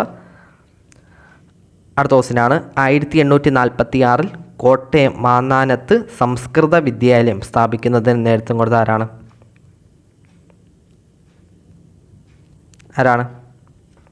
കോട്ടയം മാന്നാനം എന്നൊക്കെ പറഞ്ഞു കഴിഞ്ഞാൽ ഒരേ ഒരു വ്യക്തിയേ ഉള്ളൂ, നമ്മുടെ ചാവറ അച്ഛനാണ്. ഓക്കെ, മാർ കുര്യാക്കോസ് ഏലിയാസ് ചാവറ എന്നാണ്. വർഷം നോക്കണം, 1846 മാന്നാനത്ത് സംസ്കൃത വിദ്യാലയം. BSc ചിലപ്പം കേൾക്കാറുണ്ട്, എന്താണ്? ചാവറ കുര്യാക്കോസ് അച്ഛൻ 1846 സംസ്കൃത വിദ്യാലയം സ്ഥാപിച്ചത് എവിടെയെന്ന് കേട്ട് കഴിഞ്ഞാൽ ഈ പേരങ്ങ് ടിക്ക് ചെയ്ത് വെക്കണം അവിടെ. ഓക്കെ, എന്നിട്ട് ഒരു മാർക്ക് വാങ്ങിച്ചുകൊണ്ട് നിങ്ങൾ വീട്ടിൽ വരണം. അടുത്ത ക്വസ്റ്റ്യനാണ്, സ്വദേശാഭിമാനി ദിനപത്രത്തിൻ്റെ ഉടമസ്ഥൻ ആരായിരുന്നു? ആരാണ്? ഓപ്ഷൻ A ആണ്. ഓക്കെ, വക്കം അബ്ദുൽ ഖാദർ മൗലവിയാണ്. എന്നാണ് തുടങ്ങിയത് പത്രം തുടങ്ങിയത് എന്നാണ്? 1905 1905 എവിടെ വെച്ചാണ് തുടങ്ങിയത്? ഇതിൽ തന്നെ ഉണ്ട് എവിടെ വെച്ചാണ് തുടങ്ങിയത് പത്രം? ഈ 5 എടുത്ത് വെച്ചാൽ മതി. 5 തെങ്ങിൽ വെച്ചാണ്. ഓക്കെ, 5 തെങ്ങിൽ വെച്ചാണ് സ്വദേശാഭിമാനി പത്രം ആരംഭിച്ചത്. വക്കം അബ്ദുൽ ഖാദർ മൗലവി 1905 5 തെങ്ങ്. അടുത്ത ചോദ്യം, കല്ലുമാല പ്രക്ഷോഭത്തിന് നേതൃത്വം നൽകിയ സാമൂഹ്യ പരിഷ്കർത്താവ്? ടപ്പേ നടി ഇതൊക്കെ. 55 ഓപ്ഷൻ B ആണ്. ഓക്കെ, അയ്യങ്കാളിയാണ്. കല്ലുമാല പ്രക്ഷോഭം നടന്ന വർഷം 1915. കല്ലുമാല പ്രക്ഷോഭത്തിൻ്റെ മറ്റൊരു പേരാണ് പെരിയനാട് ലഹള. ഓക്കെ, പെരിയനാട് ലഹള. നമ്മൾ പെരിയ കല്ലെന്നൊക്കെ പറയില്ലേ, വലിയ കല്ല്, അങ്ങനെ ഓർത്ത് വെച്ചാൽ മതി. പെരിയനാട് ലഹളയാണ് കല്ലുമാല പ്രക്ഷോഭം. ഇനി നമ്മുടെ പുലയ ലഹളയുടെ മറ്റു പേരുകൾ എന്താണ്? പുലയ ലഹള, പെരിയനാട് ലഹള, പെരിയനാടല്ല, പുലയ ലഹള. 1915 നടന്ന പുലയ ലഹളയുടെ മറ്റു പേരുകളാണ് ഊരുട്ടമ്പളം ലഹള, 90-ാം ആണ്ട് ലഹള. അതും 1915 അയ്യങ്കാളിയാണ്. ഓക്കെ, കല്ലുമാല സമരം 1915. കല്ലുമാല സമരത്തിൻ്റെ മറ്റൊരു പേരാണ് പെരിയനാട് ലഹള. അത് തമ്മിൽ കണക്ട് ചെയ്ത് വയ്ക്കാം. പെരിയ കല്ലെന്ന് ഓർത്താൽ മതി, വലിയ കല്ലുണ്ടല്ലോ, വലിയ കല്ലെന്ന് ഓർത്ത് വെച്ചാൽ മതി. പിന്നെ 1915 അയ്യങ്കാളിയുടെ നേതൃത്വത്തിൽ നടന്ന മറ്റൊരു സംഭവമാണ് പുലയ ലഹള. പുലയ ലഹളയുടെ മറ്റു പേരുകളാണ് ഊരുട്ടമ്പളം ലഹള, 90-ാം ആണ്ട് ലഹള. അടുത്ത ചോദ്യം, ആത്മവിദ്യാകാഹളം എന്ന ഗ്രന്ഥം രചിച്ചതാര്? കുറേ തവണ PSc ഇത് കേൾക്കുന്നുണ്ട് കേട്ടോ, ആത്മവിദ്യാകാഹളം. കുറേ തവണ ഈ ഇടയ്ക്ക് ഒരു 10-15 എക്സാമുകൾക്കെങ്കിലും സെയിം ക്വസ്റ്റ്യൻ കേട്ടിട്ടുണ്ട്. ഏതാണ്? വാഗ്ഭടാനന്ദൻ. ഓക്കെ, വാഗ്ഭടാനന്ദൻ. ഇതെങ്ങനെ ഓർക്കാം? പണ്ട് നമ്മൾ രാജാക്കന്മാരൊക്കെ പറഞ്ഞത് എന്താണ്? കാഹളമൊക്കെ മുഴക്കിക്കൊണ്ടല്ലേ പറഞ്ഞത്. അപ്പോൾ രാജാക്കന്മാരെ സംരക്ഷിക്കാൻ ആരുണ്ട് അവിടെ? ഭടന്മാരുണ്ട്. വാഗ്ഭടാനന്ദൻ. ഭടന്മാരുണ്ട്, ആത്മവിദ്യാ കാഹളം. അങ്ങനെ ജസ്റ്റ് ഒന്ന് കണക്ട് ചെയ്ത് വെക്കുക. അടുത്ത ചോദ്യമാണ്, നീലദർപ്പൺ എന്ന നാടകത്തിൻ്റെ രചയിതാവ് ആരെന്നാണ്? നീലദർപ്പൺ എന്നൊക്കെ വരും. ഓപ്ഷൻ ബി ആണ്. ഓക്കെ, ദീനബന്ധു മിത്രയാണ്. ദീനബന്ധു മിത്രയാണ്. അടുത്ത ചോദ്യമാണ്, ഗാന്ധിജി ഇന്ത്യയിൽ നടത്തിയ ആദ്യത്തെ സത്യാഗ്രഹം. ഗാന്ധിജി ഇന്ത്യയിൽ നടത്തിയ ആദ്യത്തെ സത്യാഗ്രഹം എവിടെയാണ്? എന്താണ്? 1917 ചമ്പാരൻ സത്യാഗ്രഹം. അഹമ്മദാബാദ് മിൽ സമരം 1918 കേദാ സമരം 1918 ചൗരി ചൗര സംഭവം 1922. അടുത്ത ചോദ്യം, വടക്കു പടിഞ്ഞാറൻ ഇന്ത്യയിലെ സ്വാതന്ത്ര്യ സമരത്തിന് നേതൃത്വം നൽകിയ നേതാവ് ആരാണ്? വടക്കു പടിഞ്ഞാറൻ ഖാൻ അബ്ദുൽ ഗാഫർ ഖാനാണ്. ഓപ്ഷൻ ഡി ആണ്. ഇന്ത്യയുടെ അതിർത്തി ഗാന്ധി എന്നൊക്കെ അറിയപ്പെടുന്നതും ഖാൻ അബ്ദുൽ ഗാഫർ ഖാനാണ്. അടുത്ത ചോദ്യം, 1.25 കോടി മലയാളികൾ എന്ന ഗ്രന്ഥം രചിച്ചതാര്? പഴയ ചോദ്യമാണ്. EMS ആണ്. ഓക്കെ, നമ്മുടെ ഫസ്റ്റ് CM ആണ്, EMS ആണ്. അടുത്ത ക്വസ്റ്റ്യൻ പേപ്പറാണ്. ഫസ്റ്റ് ക്വസ്റ്റ്യനാണ്, താഴെ പറയുന്നവൽ ഏത് പ്രസ്താവനകളാണ് ഗുരുവായൂർ സത്യാഗ്രഹം സംബന്ധിച്ച പ്രസ്താവന? ശരിയായിട്ടുള്ളത് കണ്ടോ. അടുത്തടുത്ത എക്സാമുകൾക്ക് സെയിം ടോപ്പിക്കുകൾ കേൾക്കുന്നുണ്ട്. ഇതാണ് PSC, ഇത്രയേ ഉള്ളൂ PSC. ഞാൻ പറഞ്ഞ പോയിന്റുകൾ വെച്ചാണ് ഓപ്ഷൻസും തന്നിരിക്കുന്നത്. ഏതാണ്? ഓപ്ഷൻ സി ആണ്. ഓക്കെ, 2 P കൃഷ്ണപിള്ള, മന്നത്ത് പത്മനാഭൻ സത്യാഗ്രഹത്തിൽ പങ്കെടുത്ത നേതാക്കളാണ് പറഞ്ഞതാണ് ഞാൻ പോയിന്റ്. അതേപോലെ എല്ലാ ഹിന്ദുക്കൾക്കും പ്രവേശനം നൽകുക എന്നതായിരുന്നു സത്യാഗ്രഹത്തിൻ്റെ ലക്ഷ്യം. ഇതൊന്ന് നോക്കിയാണ്, എല്ലാ ഹിന്ദുക്കൾക്കും പ്രവേശനം നൽകുക. 1932 ഒക്ടോബർ 2 അവസാനിച്ചു. തുടങ്ങിയതെന്നാണ്? 1931 നവംബർ 1. ഓക്കെ, ഇവിടെ നവംബർ 12 എന്നാണ് കൊടുത്തിരിക്കുന്നത്. അത്രയേ ഉള്ളൂ വ്യത്യാസം. അടുത്ത ക്വസ്റ്റ്യനാണ്, സ്വാതന്ത്ര്യ സമര കാലഘട്ടത്തിൽ 4 പ്രധാന സംഭവങ്ങൾ അവ നടന്ന വർഷവും താഴെ നൽകുന്നു. അറേഞ്ച് ചെയ്യാനാണ്. ഏതാണ്? ഒന്നാം വട്ടമേശ സമ്മേളനം. വട്ടമേശ സമ്മേളനങ്ങൾ 30 കാലഘട്ടത്തിൽ നടന്നെന്ന് ഓർത്താൽ മാത്രം മതി. കാരണം ആ ഒരു ടൈമിലുള്ള ഒരേ ഒരു ഓപ്ഷനേ ഉള്ളൂ, 1931. അപ്പം 1C എന്ന് ഓർത്ത് കിട്ടിയാൽ മതി. 1C എന്ന് കിട്ടി കഴിഞ്ഞാൽ ഓപ്ഷൻ സി ക്യാൻസലാക്കാം, ഓപ്ഷൻ എയും നമുക്ക് ക്യാൻസലാക്കാം. പിന്നെ ഉള്ളത്, പ്രവിശ്യകൾ കോൺഗ്രസ് മന്ത്രിസഭ രാജിവെച്ചു. അറിഞ്ഞുകൂടെങ്കിൽ അത് സ്കിപ്പ് അടിക്കണം. ഗാന്ധിജി നിസ്സഹകരണ സമരം പ്രസ്ഥാനം നിർത്തിവെച്ചു. നിങ്ങൾക്കറിയാം നിസ്സഹകരണ പ്രസ്ഥാനം നിർത്തിവെച്ചത് ചൗരി ചൗര സംഭവവുമായി ബന്ധപ്പെട്ട് 1922 എന്നറിയാം. അപ്പം 3A പറഞ്ഞ ഏത് ഓപ്ഷൻ ഉണ്ട്? ഓപ്ഷൻ ബി മാത്രമേ ഉള്ളൂ. ഓക്കെ, ബർദോളി സത്യാഗ്രഹം 1928. അടുത്ത ചോദ്യമാണ്, ചുവടെ തന്നിരിക്കുന്ന സംഭവങ്ങൾ ശരിയായ കാലഗണ അടിസ്ഥാനത്തിൽ ക്രമീകരിക്കുക എന്നാണ്. ലോങ് മാർച്ച്, ചൈനയിലെ റിപ്പബ്ലിക്കൽ വിപ്ലവം, മഹത്തായ സാംസ്കാരിക വിപ്ലവം, ജപ്പാൻ്റെ ചൈന ആക്രമണം. ലോങ് മാർച്ച് വർഷം എന്നാണ്? 1934 ലോങ് മാർച്ച്. ചൈനയിൽ റിപ്പബ്ലിക്കൻ വിപ്ലവം എന്നാണ്, ചൈനീസ് വിപ്ലവം നടന്നത് 1911. 1911 മഹത്തായ സാംസ്കാരിക വിപ്ലവം എപ്പോഴാണ്? 1966. അടുത്ത് ജപ്പാൻ്റെ ചൈന ആക്രമണം എപ്പോഴാണ്? 1937. ഇതങ്ങ് ഓർഡർ ചെയ്ത് എഴുതിയാൽ മതി. ഓപ്ഷൻ ഡി ആണ് ഉത്തരം. ഓക്കെ, ഓപ്ഷൻ ഡി ആണ്. 2, 1, 4, 3. ഓക്കെ, 1937. ഇത് ശ്രദ്ധിക്കണം, ജപ്പാൻ്റെ ചൈന ആക്രമണത്തിൽ അവസാനം 1945 ജപ്പാൻ തോറ്റ് കൊണ്ട് പിന്മാറുന്നുണ്ട് കേട്ടോ, അതുകൂടി ഒന്ന് ഓർക്കണം. ജപ്പാനാണ് തോക്കുന്നത്. 4ാമത്തെ ചോദ്യം, താഴെ കൊടുത്തിരിക്കുന്ന ഏത് പ്രസ്താവനകളാണ് ശരിയായിട്ടുള്ളത് എന്നാണ്. 44 ക്രിപ്സ് മിഷൻ ഇന്ത്യയിൽ സന്ദർശിച്ചു. 46 ക്യാബിനറ്റ് മിഷനിൽ 3 അംഗങ്ങളുണ്ടായിരുന്നു. 45 ബ്രിട്ടനിൽ അധികാരത്തിൽ വന്ന ലേബർ പാർട്ടി ഇന്ത്യക്ക് സ്വാതന്ത്ര്യം നൽകുന്നത് എതിർത്തു. മൗണ്ട് ബാറ്റൻ പ്രഭുവാണ് ജൂൺ 3 പദ്ധതി നടപ്പിലാക്കിയത്. ശരിയായിട്ടുള്ളത് ഏതൊക്കെയെന്നാണ്? ഏതാണ്? 4 നമുക്കറിയാം എന്താണ്, ക്രിപ്സ് മിഷൻ ഇന്ത്യയിലേക്ക് വർഷം അറിഞ്ഞോടെങ്കിൽ വിടണം. 46 ബ്രിട്ടീഷ് ഗവൺമെൻറ് ഇന്ത്യയിൽ അയച്ച ക്യാബിനറ്റിൽ മിഷനിൽ 3 അംഗങ്ങൾ ഉണ്ടായിരുന്നു എന്ന് നമ്മൾ പണ്ടേ പഠിക്കണതാണ്. ഇനി അതും ഡൗട്ടുള്ളവർ വിടണം. 45 അധികാരത്തിൽ വന്ന ലേബർ പാർട്ടി നമ്മുടെ ബേസിക് ഫാക്റ്റാണ്. ലേബർ പാർട്ടിയാണ് അധികാരത്തിൽ വന്നത്, അവരാണ് സ്വാതന്ത്ര്യം നൽകാൻ വേണ്ടി മുൻകൈ എടുത്തത് എന്നൊരു ചിന്ത ഉണ്ടെങ്കിൽ തന്നെ 3 ശരിയെന്ന് മനസ്സിലാവും. അപ്പം ഓപ്ഷൻ സിയും ഓപ്ഷൻ ഡിയും നമുക്ക് ക്യാൻസലാക്കാം. പിന്നെ ഉള്ളത് നേരെ തിരിച്ച് മിസ്റ്റേക്കാണ്. 45-ൽ ബ്രിട്ടനിൽ അധികാരത്തിൽ വന്ന ലേബർ പാർട്ടി ഇന്ത്യക്ക് സ്വാതന്ത്ര്യം എതിർത്തു എന്നാണ് പറയുന്നത്. അപ്പം ആ സ്റ്റേറ്റ്മെൻറ്റ് തെറ്റെന്നറിയാം. ഇവിടെ ശരിയായിട്ടുള്ള സ്റ്റേറ്റ്മെൻറ്റ് തിരഞ്ഞെടുക്കാനാണ്. അപ്പോൾ 3 തെറ്റെന്ന് അറിഞ്ഞു കഴിഞ്ഞാൽ ഓപ്ഷൻ എയും ബിയും നമുക്ക് ക്യാൻസലായി കളയാം. ഓക്കെ, 3 തെറ്റെന്നാണ്. കാരണം ലേബർ പാർട്ടിയാണ് സപ്പോർട്ട് ചെയ്തത്. ആ ഒരു അറിവുണ്ടെങ്കിൽ ഓപ്ഷൻ എയും ബിയും ക്യാൻസലാക്കാം. പിന്നെ നോക്കണം ഓപ്ഷൻ സിയും ഡിയിലും 4 കോമൺ ആണ്. അപ്പോൾ ഇതിന് ശരിയോ തെറ്റോ നമുക്ക് നോക്കേണ്ട ആവശ്യമില്ല, എക്സാക്റ്റ് ശരിയായിരിക്കും. ഇനിയുള്ളത് 1ഓ 2ഓ ആണ് ശരി. 44 ക്രിപ്സ് മിഷൻ ഇന്ത്യ സന്ദർശിച്ചു. 46 ഇത് നമ്മൾ ഫാക്ച്വൽ ഡാറ്റ അറിയണം. അപ്പം ഓപ്ഷൻ ഡി ആണ്. ഓക്കെ, അതായത് 2. 46-ൽ ബ്രിട്ടീഷ് ഗവൺമെൻറ് ഇന്ത്യയെ അയച്ച ക്യാബിനറ്റ് മിഷനിൽ 3 അംഗങ്ങളുണ്ടായിരുന്നു. ഓക്കെ, ഈ 3 പേരുടെ പേര് പോലും PSC എടുത്ത് കേട്ടിട്ടുള്ളതാണ്. ആരൊക്കെ എന്നാണ് അംഗങ്ങൾ ക്യാബിനറ്റ് മിഷനിലെ? പെതവിക് ലോറൻസ്, അതുപോലെ സ്റ്റഫോർഡ് ക്രിപ്സ്, പിന്നെ AV അലക്സാണ്ടർ, ഈ 3 പേരുമാണ് അതിലെ അംഗങ്ങൾ. ക്യാപ്റ്റൻ ആരായിരുന്നു ഇതിൽ? പെത്വിക് ലോറൻസ് ആണ്. ഓക്കെ, ക്യാബിനറ്റ് മിഷൻ്റെ തലവൻ പെത്വിക് ലോറൻസ് ആയിരുന്നു. പിന്നെ ക്രിപ്സ് മിഷൻ എന്നാണ് വർഷം? ക്രിപ്സ് മിഷൻ്റെ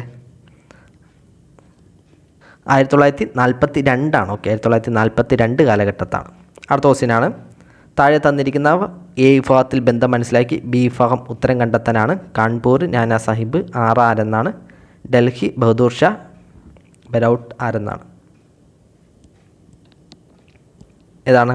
ഓപ്ഷൻ സി ആണ്. ഓക്കെ, ഓപ്ഷൻ സി ആണ് ഉത്തരം. ഓപ്ഷൻ സി ആണ്. അടുത്ത ചോദ്യമാണ്. താഴെ കൊടുത്തിട്ടുള്ളവയിൽ ഏത് പ്രസ്താവനകളാണ് തെറ്റായിട്ടുള്ളതെന്നാണ്. 46 ഡിസംബർ 10 ഐക്യരാഷ്ട്ര സംഘടനയുടെ പൊതുസഭ മനുഷ്യാവകാശ പ്രഖ്യാപനം നടത്തി. ലോക വ്യാപാര സംഘടന 95 ജനുവരി 1 പ്രവർത്തനം ആരംഭിച്ചു. ലോക വ്യാപാര സംഘടനയുടെ ആസ്ഥാനം ന്യൂയോർക്കാണ്.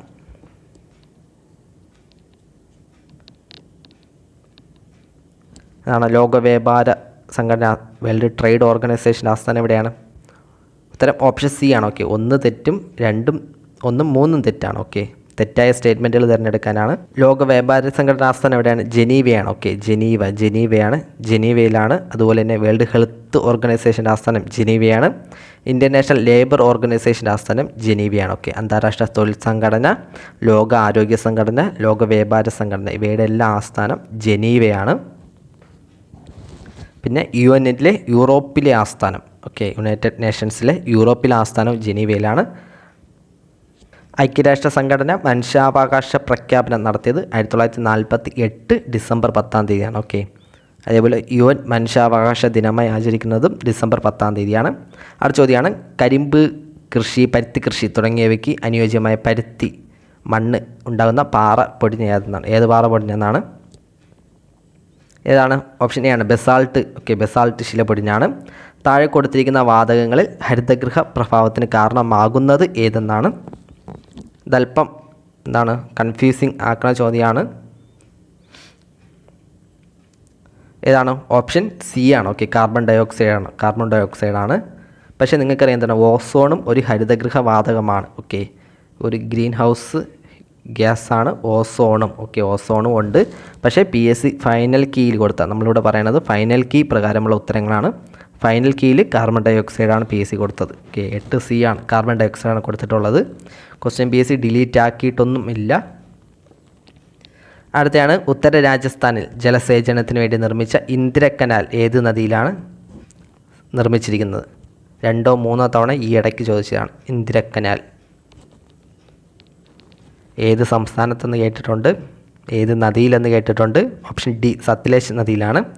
പളനി മലകളിൽ സ്ഥിതി ചെയ്യുന്ന ഹിൽ സ്റ്റേഷൻ ഏതെന്നാണ്? ഏതാണ്? ഓപ്ഷൻ ബി ആണ്, കൊടൈക്കനാലാണ്. കേരളത്തിൻ്റെ ഊട്ടി ഏതാണ്? കേരളത്തിൻ്റെ ഊട്ടി കേരളാസ് ഊട്ടി ഏതാണ്? റാണിപുരമാണ്. ഓക്കെ, റാണിപുരമാണ് കേരളത്തിൻ്റെ ഊട്ടി. ഇനി പാവപ്പെട്ടവൻ്റെ ഊട്ടിയാണെങ്കിലോ ഏതാണ്? അത് നെല്ലിയാമ്പതിയാണ്. ഓക്കെ, നെല്ലിയാമ്പതിയാണ് പാവപ്പെട്ടവൻ്റെ ഊട്ടി. കേരളത്തിൻ്റെ ഊട്ടി റാണിപുരം, പാവപ്പെട്ടവൻ്റെ ഊട്ടി നെല്ലിയാമ്പതി. ഇനി മലബാറിൻ്റെ ഊട്ടി ഏതാണ്? മലബാറിൻ്റെ ഊട്ടി കക്കയം. ഓക്കെ, കക്കയമാണ് മലബാറിൻ്റെ ഊട്ടി. ഓക്കെ, മലബാറിൻ്റെ ഊട്ടി കക്കയം. ഇനി മലപ്പുറത്തിൻ്റെ ഊട്ടി ഏതാണ്? മലപ്പുറത്തിൻ്റെ ഊട്ടി കൊടുകുത്തി മല. ഓക്കെ, കൊടുകുത്തി മലയാളം മലപ്പുറത്തിൻ്റെ ഊട്ടി. അപ്പം കുറേ ഊട്ടികൾ പഠിച്ച്. ഒന്ന് മലപ്പുറത്തിൻ്റെ. ഓക്കെ, നമ്മുടെ മലയുടെ പുറത്തല്ലേ നമ്മൾ കൊടിയൊക്കെ കൊണ്ട് കുത്തണം, അങ്ങനെ ഓർത്തായി. അപ്പോൾ കൊടുകുത്തി മല, കൊടുകുത്തി മല. മലപ്പുറത്തിൻ്റെ ഊട്ടി കൊടുകുത്തി മല. മലബാറിൻ്റെ ഊട്ടി കക്കയം. ഓക്കെ, മലബാറിൻ്റെ ഊട്ടി കക്കയം. പാവപ്പെട്ടവൻ്റെ ഊട്ടി നെല്ലിയാമ്പതി. കേരളത്തിൻ്റെ ഊട്ടി റാണിപുരം. ഓക്കെ, കേരളത്തിൻ്റെ ഊട്ടി റാണിപുരം. അടുത്ത ചോദ്യമാണ്, ഇന്ത്യയിലെ ഏറ്റവും ചെറിയ യൂണിയൻ ടെറിട്ടറി ഏതാണ്? ഇതൊന്നും തെറ്റിക്കൽ ഇങ്ങനത്തെ ബേസ് ചോദ്യങ്ങൾ. ഓപ്ഷൻ സി ആണ് ലക്ഷദ്വീപാണ്. 2023 ഏഷ്യൻ ഗെയിംസിൽ ഇന്ത്യക്ക് ലഭിച്ച മെഡലുകളുടെ എണ്ണം കുറേ തവണ PSC കേട്ടിട്ടുള്ളതാണ്. ഏഷ്യൻ ഗെയിംസ് എത്ര? 107 മെഡലുകളാണ്. ഈ നമ്പർ കൂടി ഒന്ന് ഓർക്കണം. 28, 38, 41. എന്താണ്? ഇന്ത്യക്ക് 28 ഗോൾഡ് മെഡൽ ലഭിച്ചു. ഇന്ത്യക്ക് 38 സിൽവർ മെഡൽ, വെള്ളി മെഡൽ ലഭിച്ചു. 41 വെങ്കല മെഡൽ ലഭിച്ചു. ഇത് ഇത്രയും ഡീപ്പായിട്ട് പഠിക്കണമെന്ന് നിങ്ങൾ കേട്ട് കഴിഞ്ഞാൽ പഠിക്കണം. PSC ചോദിച്ച ചോദ്യം. PSC കേട്ടിട്ടുണ്ട്, ഈ എണ്ണം കറക്റ്റായി കേട്ടിട്ടുണ്ട്. ഏഷ്യൻ ഗെയിംസിൽ 2023 ഇന്ത്യയുടെ മെഡൽ നിര താഴെ തന്നിരിക്കുന്നവരിൽ ഏതെന്ന് കേട്ടിട്ടുണ്ട്. എന്നിട്ട് ഈ നമ്പേഴ്സ് തന്നെ അങ്ങോട്ടും ഇങ്ങോട്ടും എന്താണ് ഷഫിൾ ചെയ്ത് ഇട്ടിരുന്നു. ഓക്കെ, അപ്പോൾ 28 സ്വർണം, 28, 38, 41. ഏറ്റവും കുറവ് സ്വർണ്ണമായിരിക്കും ഇന്ത്യക്ക് കിട്ടണം, മനസ്സിലാവും. ഏറ്റവും കൂടുതൽ വെങ്കലായിരിക്കും കിട്ടണത്, നടുക്ക് സിൽവറാണ്. ഓക്കെ, 28, 38, 41. അടുത്ത ക്വസ്റ്റ്യൻ പേപ്പറാണ്. ഹാരപ്പൻ സംസ്കാരത്തിൽ കൃഷിയുമായി ബന്ധപ്പെട്ട് രാജസ്ഥാനിലെ കാലിബംഗയിൽ നിന്നും താഴെ പറയുന്നവൽ എന്തിൻ്റെ തെളിവാണ് ലഭിച്ചിട്ടുള്ളത്? നമ്മുടെ പണ്ടത്തെ ഓൾഡ് ഹിസ്റ്ററിയാണ് ഇതൊക്കെ. എന്തിൻ്റെയാണ്? ഓപ്ഷൻ ബി ആണ്. ഓക്കെ, ഉഴുത വയലിൻ്റെയാണ്. ഓക്കെ, നിങ്ങൾ നോക്കിയാൽ നെല്ലിൻ്റെയൊക്കെ അവശിഷ്ടം കിട്ടുമല്ലോ, നോക്കിയത് അതൊക്കെ ചെത്തു പോവില്ല പെട്ടെന്ന്. അപ്പം അങ്ങനെ വേണമെങ്കിൽ നെല്ലൊക്കെ ക്യാൻസലാക്കാൻ, ബാക്കി ഇനി പഠിച്ചത് വെച്ച് എഴുതാൻ പറ്റും. ഉഴുത വയൽ. അപ്പം ഹാരപ്പൻ സംസ്കാരത്തിൽ കൃഷിയുമായി ബന്ധപ്പെട്ട് രാജസ്ഥാനിലെ കാലിബംഗയിൽ നിന്നും താഴെ പറയുന്നവൽ എന്തിൻ്റെ തെളിവാണ് ലഭിച്ചിട്ടുള്ളത്? ഉഴുത വയലിൻ്റെയാണ്. ഓക്കെ, അടുത്തയാണ്, വനത്തിൽ നടത്തുന്ന വെട്ടിച്ചുട്ട് കൃഷിക്ക് ബ്രിട്ടീഷുകാർ അനുമതി നിഷേധിച്ചത് മൂലം കേരളത്തിലെ ഗോത്ര ജനത ബ്രിട്ടീഷുകാർക്കെതിരെ നടത്തിയ കലാപം ഏതാണ്? ഇത് ഓപ്ഷൻസ് ക്യാൻസലാക്കി നമുക്ക് അടിക്കാവുന്നേ ഉള്ളൂ. ഓപ്ഷൻ ഡി ആണ്. ഓക്കെ, കുറിച്യർ കലാപം. സാന്താൾ കലാപം കേരളവുമായി ഒരു ബന്ധവുമില്ല. ചാന്നാർ കലാപം മാറുമറയ്ക്കാൻ വേണ്ടിയാണ്. മാപ്പിള കലാപം അതെന്താണ്? മലബാറിലെ മാപ്പിളാസ് നടത്തിയത്. ഇത് മറ്റേ കുറിച്യർ കലാപം. ഓക്കെ, കേരളത്തിൽ നടത്തിയ കലാപം ഏതാണ്? ഗോത്ര ജനതയെന്ന് കേട്ടുകഴിഞ്ഞാൽ കുറിച്യർ കലാപമാണ്. മൂന്നാമത്തെയാണ്, മെസ്സപ്പൊട്ടോമിയൻ ജനതയുടെ നിർമ്മാണ വൈഭവത്തിൽ നിന്നും തെളിവായ ആരാധനാലയങ്ങൾ അറിയപ്പെടുന്ന പേരെന്തെന്നാണ്? നമ്മുടെ LDC ഏതോ ഒരു വർഷത്തെ ഈ PSC ക്വസ്റ്റ്യൻ കേട്ടിട്ടുണ്ട് കേട്ടോ. ഈ ക്വസ്റ്റ്യൻ 3 ഓപ്ഷൻ സി ആണ്. ഓക്കെ, സിഗുറാത്തുകളാണ്. ഓക്കെ, സിഗുറാത്തുകൾ. ഇത് SCERT ടെക്സ്റ്റ് ബുക്ക് പഴയ SCERTയിലോ നിലവിലത്തെ SCERTയിലോ ഉണ്ടോ ഇല്ലോ എന്ന് അറിഞ്ഞൂടാ. ഓക്കെ, ഇവിടെ ഞാൻ ഈ പോയിന്റ് കണ്ടിട്ടുണ്ട്. ഓക്കെ, സിഗുറാത്തുകളാണ്. നാലാമത്തെയാണ്, ഫോർവേഡ് ബ്ലോക്ക് എന്ന രാഷ്ട്രീയ പാർട്ടിക്ക് രൂപം നൽകിയ വ്യക്തി. ഇത് നമ്മുടെ UP സ്കൂൾ ടീച്ചർ എക്സാമിൻ്റെ ക്വസ്റ്റ്യൻ പേപ്പറാണ് കേട്ടോ. UP school teacher. അപ്പം നമ്മൾ അതുപോലും വെറുതെ വിടണില്ല, എല്ലാം കീറി മുറിച്ച് നോക്കണം. ഫോർവേഡ് ബ്ലോക്ക് ഏതാണ്? സുഭാഷ് ചന്ദ്രബോസ് ആണ്. സഞ്ചാര സ്വാതന്ത്ര്യത്തിനായി കേരളത്തിലെ TK മാധവൻ്റെ നേതൃത്വത്തിൽ നടന്ന പ്രക്ഷോഭം എന്നാണ്? TK മാധവൻ എന്നൊക്കെ കേട്ടുകഴിഞ്ഞാൽ വൈക്കം സത്യാഗ്രഹം. സഞ്ചാര സ്വാതന്ത്ര്യമാണ് കേട്ടോ, അതുകൂടി നോക്കണം. സഞ്ചാര സ്വാതന്ത്ര്യത്തിന് വേണ്ടിയാണ് വൈക്കം സത്യാഗ്രഹം. ആറാമത്തെയാണ്, സാമൂഹിക പരിഷ്കർത്താവായ വാഗ്ഭടാനന്ദൻ രൂപം നൽകിയ പരിഷ്കരണ സഭ. നമ്മൾ നേരത്തെ പറഞ്ഞ സെയിം ക്വസ്റ്റ്യൻ കേൾക്കണണ്ട PSC. ഇതാണ് PSC, ഇത്രയേ ഉള്ളൂ PSC. ഓക്കെ, ഈ ക്വസ്റ്റ്യൻ നേരത്തെ ഈ വീഡിയോയിൽ ഫസ്റ്റ് ക്വസ്റ്റ്യൻ പേപ്പർ എടുത്തപ്പോൾ പറഞ്ഞ ക്വസ്റ്റ്യനാണ്. വാഗ്ഭടാനന്ദൻ എന്താണ്? ആത്മവിദ്യാ സംഘം. ആത്മവിദ്യ കാഹളം ആരുടെ മാസികയാണ്? ആത്മവിദ്യ കാഹളം, അതും വാഗ്ഭടാനന്ദൻ്റെയാണ്. ഓക്കെ, യജമാനൻ ആരുടെ മാസികയാണ്? യജമാനനൊക്കെ PSC കേട്ടിട്ടുള്ളതാണ്.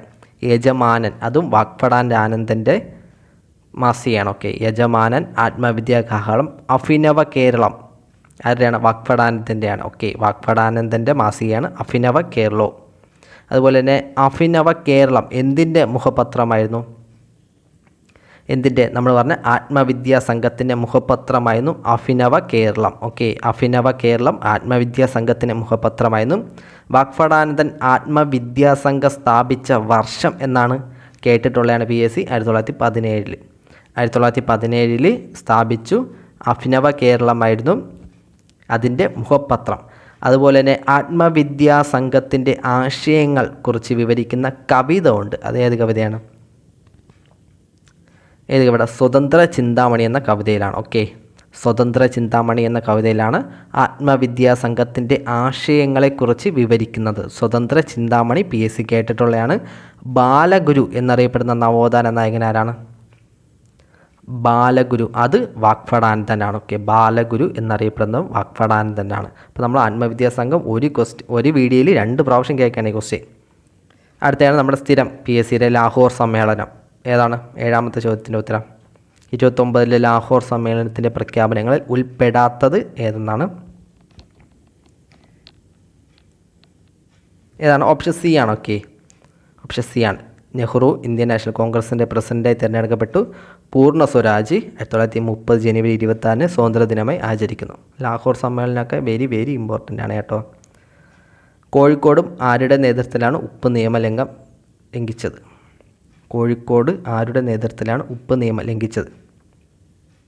ഏതാണ്? മുഹമ്മദ് അബ്ദുറഹ്മാൻ. ഓക്കെ, കോഴിക്കോട് ഉപ്പ് നിയമലംഘനം മുഹമ്മദ് അബ്ദുറഹ്മാനാണ് കോഴിക്കോട്. മൊയ്യാരത്ത് ശങ്കരൻ ആരാണ്? നമ്മുടെ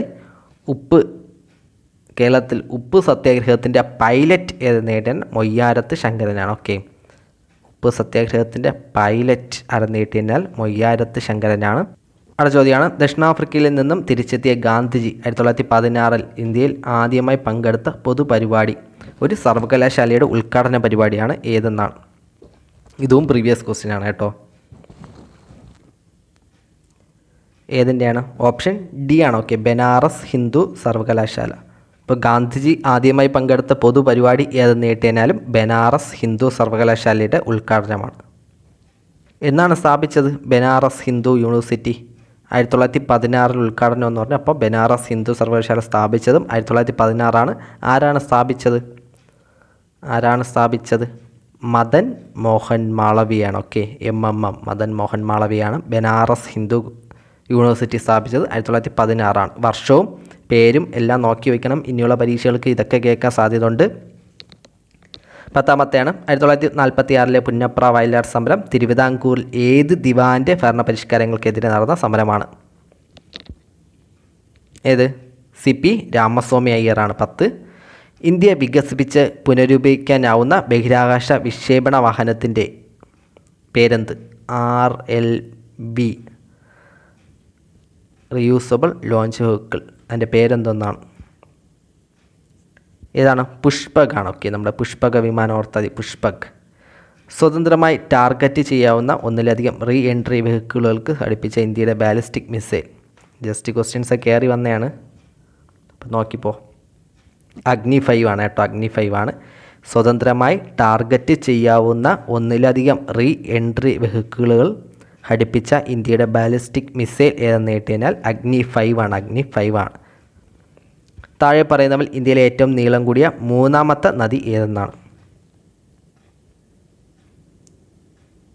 ഏതാണ് ഇന്ത്യയിലെ ഏറ്റവും നീളം കൂടിയ 3ാമത്തെ നദി? കൃഷ്ണ നദിയാണ്. കൃഷ്ണ നദിയാണ് 3ാമത്തെ നീളം കൂടിയ നദി, കൃഷ്ണ നദിയാണ്.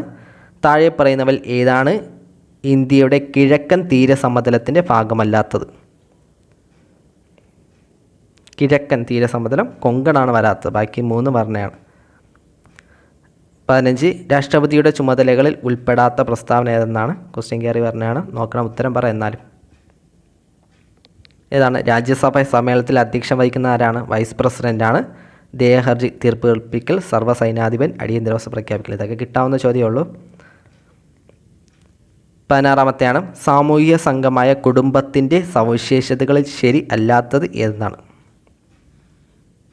കുടുംബത്തിൻ്റെ സവിശേഷതകളിൽ ശരിയല്ലാത്തത് ഏതാണ്? ഉയർന്ന സംഘബോധമുണ്ട്, ചെറിയ സംഘമുണ്ട്, നിരന്തരമായ ആശയവിനിമയമുണ്ട്, ഔപചാരിക ബന്ധമാണ് ഇല്ലാത്തത്. ഓക്കെ, അടുത്താണ് റിസർവ് ബാങ്കിനെ കുറിച്ചുള്ള പ്രസ്താവനകൾ ശരിയായവ ഏതെല്ലാം എന്നാണ്? ഏതാണ്? 1ഉം 2ഉമാണ്. ഓക്കെ, വായ്പാ നിയന്ത്രണങ്ങൾ, സർക്കാരിൻ്റെ ബാങ്ക്. ബ്രഹ്മപുരം മാലിന്യ സംസ്കരണ പ്ലാന്റിലുണ്ടായ തീപിടുത്തത്തിൽ കൊച്ചി കോർപ്പറേഷന് 100 കോടി രൂപ പിഴ ചുമത്തിയ നീതിപീഠം ഏതെന്ന് കേട്ട് കഴിഞ്ഞാൽ ഏതാണ്? വാർത്തയിലൊക്കെ ഉണ്ടായാണ് നാഷണൽ ഹരിത ട്രൈബ്യൂണലാണ്. 2023 ഉദ്ഘാടനം ചെയ്യപ്പെട്ട ഉട്കല ആഭ്യന്തര വിമാനത്താവളം ഏത് സംസ്ഥാനത്താണ്? ഉട്കല, ഓപ്ഷൻ എ ആണ്, ഒഡീഷയിലാണ്. ഓക്കെ, ഉട്കല ഒഡീഷയുടെ പണ്ടത്തെ പേരല്ലേ ഉട്കല. അടുത്ത് പ്രകാശവർഷം എന്ന യൂണിറ്റ് ഉപയോഗിക്കുന്ന അളക്കുന്നത് എന്തിനാണ്? ദൂരത്തിനാണ്. ഓക്കെ, പ്രകാശവർഷം ദൂരമാണ്. നമ്മുടെ ലാസ്റ്റ് ചോദ്യമാണ്. തന്നിരിക്കുന്ന കാന്തത്തിന് താഴെ പറയുന്നവൽ ഏതാണ് ശരി എന്നാണ്?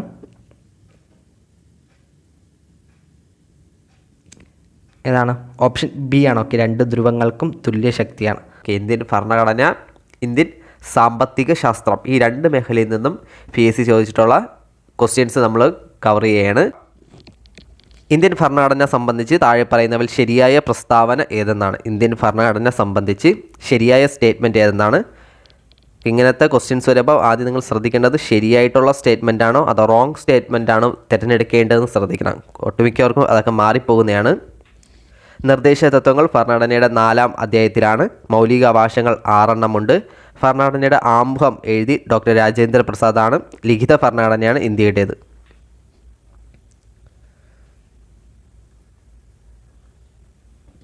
ഏതാണ്? ഓപ്ഷൻ ബി ആണ്. ഓക്കെ, നമ്മൾ പല പ്രാവശ്യം പറഞ്ഞിട്ടുണ്ട്. നിർദ്ദേശക തത്വങ്ങൾ ഭരണഘടനയുടെ 4-ാം ഭാഗത്താണ്. ഓക്കെ, 4-ാം ഭാഗത്താണ് നിർദ്ദേശക തത്വങ്ങൾ. എവിടെ നിന്നാണ് ഐഡിയ കടമെടുത്തത്? ഇന്ത്യ ഐഡിയ കടമെടുത്ത് എവിടെയാണ്? നേരത്തെ പറഞ്ഞ സ്ഥിരം കോഡ് തന്നെയാണ്. നമ്മൾ എന്തെങ്കിലും ഒരു നിർദ്ദേശങ്ങൾ കേൾക്കുന്നത് ആരുടെ അടുത്തായിരിക്കും? നമ്മുടെ അയൽക്കാരുടെ അടുത്ത് കേട്ടോ എന്ന് ഓർത്താൽ മതി. ഓക്കെ, എന്തെങ്കിലും ഒരു നിർദ്ദേശം നമ്മളുടെ അയൽക്കാരുടെ അടുത്ത്, ഓക്കെ, അതായത് അയർലാൻഡിൻ്റെ അടുത്ത് കേട്ട്. ഓക്കെ, അയർലാൻഡ്, അയൽക്കാർ. നിർദ്ദേശങ്ങൾ, നിർദ്ദേശ തത്വങ്ങൾ ഭാഗം 4-ലാണ്. മൗലിക അവകാശങ്ങൾ 6 എണ്ണമുണ്ട്. ഓക്കെ, 6 മൗലിക അവകാശങ്ങളെ സംരക്ഷിക്കാൻ വേണ്ടി 5 റിട്ടുകളാണ് ഭരണഘടന തരുന്നത്. ഓക്കെ, 5 റിട്ടുകൾ ഭരണഘടന തരുന്നുണ്ട്. ഇന്ത്യയുടെ ആമുഖം എഴുതിയതാരാണ്? നമ്മുടെ നെഹ്റു ആണ്. ഓക്കെ, നെഹ്റു ആണ്. ലിഖിത ഭരണഘടനയാണ് ഇന്ത്യയുടേത്. ഓപ്ഷൻ ബി ആണ്. ഓക്കെ, ഓപ്ഷൻ ബി ആണ്. അടുത്താണ് ഭരണഘടനയുടെ ഹൃദയവും ആത്മാവും എന്ന് ഡോക്ടർ BR അംബേദ്കർ വിശേഷിപ്പിച്ചത് താഴെ പറയുന്നവൽ ഏത് അവകാശത്തെയാണ്? ഏത്? ആർട്ടിക്കിൾ 32. ഏതാണ്? ആർട്ടിക്കിൾ 32 ഭരണഘടനാപരമായ പരിഹാരം കാണാനുള്ള ഇതാണ്. ഓക്കെ, ഓപ്ഷൻ സി ആണ്. അംബേദ്കർ ഹൃദയവും ആത്മാവും. പണ്ടത്തെ ചോദ്യമാണ്, സ്ഥിരം കേൾക്കുന്ന ചോദ്യം തന്നെയാണിത്. PYQ ആണ്. കുറേ തവണ PSC കേട്ടോ, ഒരു 100+, 100 അല്ല 1000+ ക്വസ്റ്റ്യൻ പേപ്പറിലെങ്കിലും ഈ സെയിം ക്വസ്റ്റ്യൻസ് പണ്ടേ കാണും. അപ്പം അത്രയ്ക്കും മാർക്ക് ഇത് കളയരുത്. ഭരണഘടനാപരമായ പരിഹാരം കാണാനുള്ള അവകാശമാണ് ആർട്ടിക്കിൾ 32 ആണ്. ഓക്കെ, 32. സമത്വത്തിനുള്ള അവകാശത്തെക്കുറിച്ച് പറയുന്ന ഭരണഘടന ആർട്ടിക്കിൾ ഏതാണ്? സമത്വം. ആർട്ടിക്കിൾ 14 to 18 സമത്വം. ഓക്കെ, ആർട്ടിക്കിൾ 14 to 18 സമത്വം. അതുപോലെ തന്നെ സമത്വം. സ്വാതന്ത്ര്യത്തെക്കുറിച്ച് പ്രതിപാദിക്കുന്ന ഭരണഘടന ആർട്ടിക്കിൾ ഏതാണ്? സ്വാതന്ത്ര്യത്തെക്കുറിച്ച് article 19 to 22. Okay, article 14 to 18 സമത്വത്തിനുള്ള അവകാശം, 19 to 22 ഏതാണ്? സ്വാതന്ത്ര്യത്തിനുള്ള അവകാശം. ഓക്കെ, സ്വാതന്ത്ര്യത്തിനുള്ള അവകാശം. അതുപോലെ തന്നെ ബാക്കി പറഞ്ഞാണ് എന്താണ്? ചൂഷണത്തിനെതിരായ അവകാശം. ഏതാണ്? ആർട്ടിക്കിൾ 23, 24 ചൂഷണത്തിനെതിരെ അവകാശം. മതസ്വാതന്ത്ര്യത്തെക്കുറിച്ച് പ്രതിപാദിക്കുന്ന ആർട്ടിക്കിളാണ് article 25 to 28. Okay, article 25 to article 28 മതസ്വാതന്ത്ര്യം.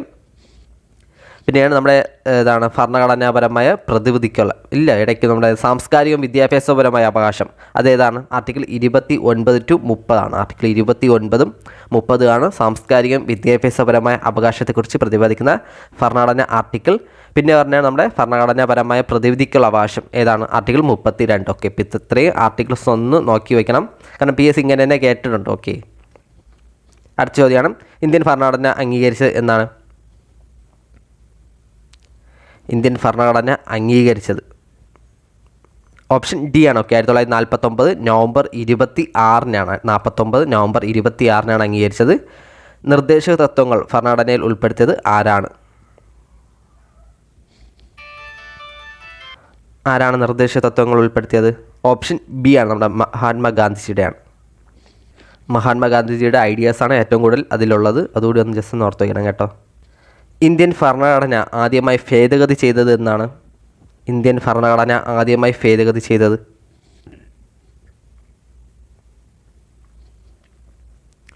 എന്നാണ്? 1951 ഓക്കെ. ഇന്ത്യയുടെ ഒന്നാം ഭേദഗതി നടന്നത് 1951. അടുത്ത നമ്മുടെ വുമൺ CPO എക്സാമിൻ്റെ ഫൈനൽ കീ പ്രകാരമുള്ള എക്കണോമിക്സിൻ്റെ പൊളിറ്റിയിലെയും ചോദ്യമാണ് നമ്മൾ നോക്കുന്നത്. 13ാമത്തെ ചോദ്യം, ഇന്ത്യയിൽ നടപ്പിലാക്കിയ പുത്തൻ സാമ്പത്തിക പരിഷ്കാരങ്ങളുമായി ബന്ധപ്പെട്ട് ചുവടെ ചേർത്തിരിക്കുന്ന പ്രസ്താവനകളിൽ ശരിയായത് ഏതെന്നാണ്? GDP നിരക്ക് വർദ്ധിച്ചു, വിദേശ നാണയശേഖരം വർദ്ധിച്ചു, കൃഷിയിൽ പുരോഗതി ഉണ്ടായി, വിദേശ മൂലധന നിക്ഷേപം വർദ്ധിച്ചു. ഇതിൽ ഏതാണ് ശരിയായിട്ടുള്ളത്?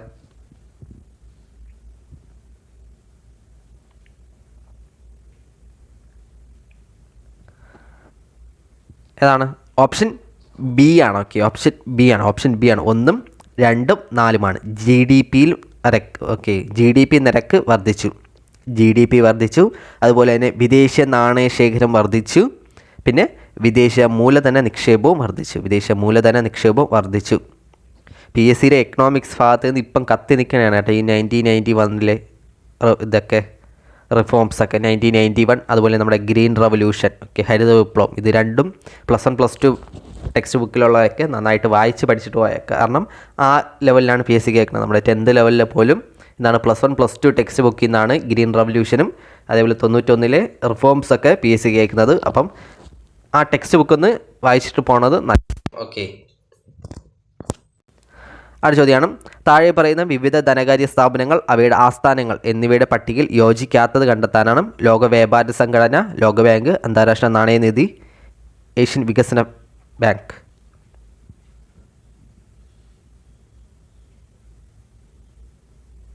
ഏതാണ്? ഓപ്ഷൻ ഡി ആണ്. ഓക്കെ, ഏഷ്യൻ വികസന ബാങ്ക് ആണ്. ADBയുടെ ആസ്ഥാനം എവിടെയാണ്? Asian development bank. ADBയുടെ ആസ്ഥാനം എവിടെയാണ്? മനിലയാണ്. ഓക്കെ, ഫിലിപ്പീൻസിലെ മനിലയാണ്. ഓക്കെ, സ്ഥാപിതമായത് എന്നാണ്? 1966 December 19 okay, 1966 December 19 ADB Asian development bank സ്ഥാപിതമായത്. അതുപോലെ ലോക വ്യാപാര സംഘടന 1995 ഓക്കെ, 1995 ലോക വ്യാപാര സംഘടന. ജനീവയാണ് ആസ്ഥാനം. 1995 ജനുവരി 1 ഓക്കെ, 1995 ജനുവരി മാസം 1-ാം തീയതിയാണ് ലോക വ്യാപാര സംഘടന ജനീവ. ലോകബാങ്ക് എന്നാണ്? ലോകബാങ്ക് 1944 ഓക്കെ, 1944 വാഷിങ്ടൺ DC ആണ് ആസ്ഥാനം. ഇത് ലോകബാങ്ക് നിലവിൽ വരുന്നത് 45 ഡിസംബർ 27 പക്ഷേ ലോകബാങ്ക് അല്ല നോർമലായിട്ട് റൂള് സ്ഥാപിതമായത് 44. ഓക്കെ, 44 PSC കൊടുക്കുന്ന ആൻസർ. പിന്നെ 45 ഡിസംബർ 27 ആ ഒരു ഡേറ്റ് കൂടി ജസ്റ്റ് ഒന്ന് ഓർത്ത് വയ്ക്കുക. ആസ്ഥാനം വാഷിങ്ടൺ DC തന്നെയാണ്. അതിൽ അന്താരാഷ്ട്ര നാണയനിധി വാഷിങ്ടൺ DC ആണ്. അടുത്ത ചോദ്യം, നീതി ആയോഗിൻ്റെ ഇപ്പോഴത്തെ ചെയർമാൻ ആരാണ്? നീതി ആയോഗിൻ്റെ ഇപ്പോഴത്തെ ചെയർമാൻ നമ്മുടെ Modi bhai. Okay, option A. Niti ആയോഗിൻ്റെ ചെയർമാൻ എപ്പോഴായിരിക്കും? പ്രൈം മിനിസ്റ്റർ ആയിരിക്കും. ഓക്കെ, പ്രൈം മിനിസ്റ്റർ ആയിരിക്കും, നരേന്ദ്രമോദിയാണ്. വൈസ് ചെയർമാൻ ആരാണ്? നീതി ആയോഗിൻ്റെ വൈസ് ചെയർമാൻ സുമൻ ബെറിയാണ്. ഓക്കെ, സുമൻ ബെറിയാണ് നീതി ആയോഗിൻ്റെ വൈസ് ചെയർമാൻ. അതുപോലെ തന്നെ നീതി ആയോഗിൻ്റെ CEO ആരാണ്? CEO chief executive officer BVR സുബ്രഹ്മണ്യം. ഓക്കെ, CEO 3 അക്ഷരമുണ്ട്, BVRനും 3 അക്ഷരമുണ്ട്, അങ്ങനെ കണക്ട് ചെയ്ത് വയ്ക്കുക. Okay, vice chairman Suman Berry vice chairman. CEO BVR സുബ്രഹ്മണ്യം. Okay, BVR സുബ്രഹ്മണ്യമാണ്. അടുത്ത ചോദ്യമാണ്, കേരള ഫോറസ്റ്റ് റിസർച്ച് ഇൻസ്റ്റിറ്റ്യൂട്ട് സ്ഥിതി ചെയ്യുന്നത് എവിടെയാണ്? റിസർച്ച് ചെയ്യണത് നമ്മൾ എങ്ങനെയാണ്? പിച്ച് ചീന്തിയിട്ടല്ലേ റിസർച്ച് ചെയ്യണത്? ഓപ്ഷൻ സി ആണ്, പിച്ചി തൃശ്ശൂരാണ്. ഓക്കെ, പിച്ച് ചീന്തി റിസർച്ച് ചെയ്യണം. അടുത്ത ചോദ്യമാണ്, ഹരിത വിപ്ലവവുമായി ബന്ധപ്പെട്ട് ചുവടെ ചേർത്തിരിക്കുന്ന പ്രസ്താവനകൾ ശരിയായത് ഏതൊക്കെയെന്നാണ്? ഭക്ഷ്യധാന്യങ്ങളുടെ കാര്യത്തിൽ ഇന്ത്യ സ്വയം പര്യാപ്തത നേടി. ഡോക്ടർ MS സ്വാമിനാഥൻ ആണ് ഇന്ത്യൻ ഹരിത വിപ്ലവത്തിൻ്റെ പിതാവ്. ഭക്ഷ്യധാന്യങ്ങളുടെ ഇറക്കുമതിയിലുള്ള ആശ്രയത്വം കുറഞ്ഞു. ഇന്ത്യയിൽ പ്രധാനമായും ഹരിത വിപ്ലവം ഗോതമ്പ് വിപ്ലവം എന്നറിയപ്പെടുന്നു. ഏതാണ് ശരിയായിട്ടുള്ള സ്റ്റേറ്റ്മെൻറ്റുകൾ ഏതൊക്കെയെന്നാണ്? ഓപ്ഷൻ സി ആണ്. ഓക്കെ, 4 സ്റ്റേറ്റ്മെൻറ്റുകൾ ശരി തന്നെയാണ്. ഓക്കെ, ഭക്ഷ്യധാന്യങ്ങളുടെ കാര്യത്തിൽ ഇന്ത്യ സ്വയം പര്യാപ്തത നേടി. MS സ്വാമിനാഥനാണ് ഫാദർ ഓഫ് ഹരിത വിപ്ലവം. മരിച്ചതെന്നാണ്? 2023 ഓക്കെ, 2023 സെപ്റ്റംബർ 28-നാണ് എം എസ് സ്വാമിനാഥൻ അന്തരിച്ചത്. ഓക്കെ, എം എസ് സ്വാമിനാഥൻ അന്തരിച്ചത് 2023 സെപ്റ്റംബർ 28 അതുപോലെ തന്നെ ഭക്ഷ്യധാന്യങ്ങളുടെ ഇറക്കുമതിയിലുള്ള ആശ്രയത്വം കുറഞ്ഞു. അതാണ് സ്വയം പര്യാപ്തത നേടിയെന്ന് പറയുന്നത്. ഇന്ത്യയിൽ പ്രധാനമായും ഹരിത വിപ്ലവം എന്താണ് ഗോതമ്പ് വിപ്ലവം എന്നറിയപ്പെടുന്നു. ഓക്കെ, ഈ ക്വസ്റ്റ്യൻ നിങ്ങൾ ശ്രദ്ധിച്ച് നോക്ക്. ഇത് നമുക്ക് എന്താണ് ഓക്കെ, ഈ ക്വസ്റ്റ്യൻ നിങ്ങൾ ശ്രദ്ധിച്ച് നോക്കിയോക്ക്. ഇതിൻ്റെ ഓപ്ഷൻസ് നോക്ക്. നിങ്ങൾക്ക് ഇതിൻ്റെ ഉത്തരം അതായത് ഇന്ത്യയിൽ പ്രധാനമായി ഹരിത വിപ്ലവം ഗോതമ്പ് വിപ്ലവം എന്നാണ്. ഈ ഫാക്റ്റ് നിങ്ങൾക്ക് അറിഞ്ഞുകൂടാ. ഒരു സ്വയം പര്യാപ്തത നേടി, എം എസ് സ്വാമിനാഥനാണ് പിതാവ്, ആശ്രയത്വം കുറഞ്ഞു. ഈ ഫാക്റ്റുകളൊന്നും നിങ്ങൾക്ക് അറിഞ്ഞുകൂടാ. ഓക്കെ, നിങ്ങൾ കേട്ടിട്ടും പോലും ഇല്ലാത്ത ഫാക്റ്റുകളാണ്. എന്നിട്ട് നിങ്ങൾക്ക് ഈ ക്വസ്റ്റ്യൻ സുഖമായിട്ട് ഉത്തരം അടിക്കാം. എങ്ങനെ അടിക്കാം? ഈ ക്വസ്റ്റ്യൻ നിങ്ങൾക്ക് സുഖമായിട്ട് ഉത്തരം അടിക്കാം. അതായത് ഈ ഫാക്റ്റുകളൊന്നും നിങ്ങൾ അറിഞ്ഞിട്ടില്ല, ഹരിത വിപ്ലവം എന്ന വേർഡ് പോലും നിങ്ങൾ കേട്ടിട്ടില്ല എങ്കിലും ഈ ക്വസ്റ്റ്യന് നിങ്ങൾക്ക് സുഖമായിട്ട് 1 മാർക്ക് നേടാം. എങ്ങനെ? അതിന് ഒരേ ഒരു ട്രിക്കേ ഉള്ളൂ. ഈ ഓപ്ഷൻസ് വായിച്ച് നോക്കണം. ഫസ്റ്റ് ഓപ്ഷൻസ് വായിച്ച് നോക്ക്. ഭക്ഷ്യധാന്യങ്ങളുടെ കാര്യത്തിൽ ഇന്ത്യ സ്വയം പര്യാപ്തത നേടി. ഓക്കെ, അതായത് ഇന്ത്യ സ്വയം പര്യാപ്തമായി ഭക്ഷ്യധാന്യങ്ങളുടെ കാര്യത്തിൽ. ഇനി മൂന്നാമത്തെ സ്റ്റേറ്റ്മെൻറ്റിൽ വായിച്ച് നോക്കി. ഭക്ഷ്യധാന്യങ്ങളുടെ ഇറക്കുമതിയിലുള്ള ആശ്രയത്വം കുറഞ്ഞു. എന്താണ് സ്വയം പര്യാപ്തത? സ്വയം പര്യാപ്തത എന്ന് വെച്ചാൽ എന്താണ്? മറ്റുള്ളവരെ ആശ്രയിക്കാതെ സ്വന്തമായിട്ട് ജീവിക്കാൻ പറ്റും. അത്രയേ ഉള്ളൂ സ്വയം പര്യാപ്തത. അപ്പം ഓപ്ഷൻ 1 ശരിയാവണമെങ്കിൽ ഓപ്ഷൻ മൂന്നാമത്തെ സ്റ്റേറ്റ്മെൻറ്റും ശരിയായിരിക്കണം.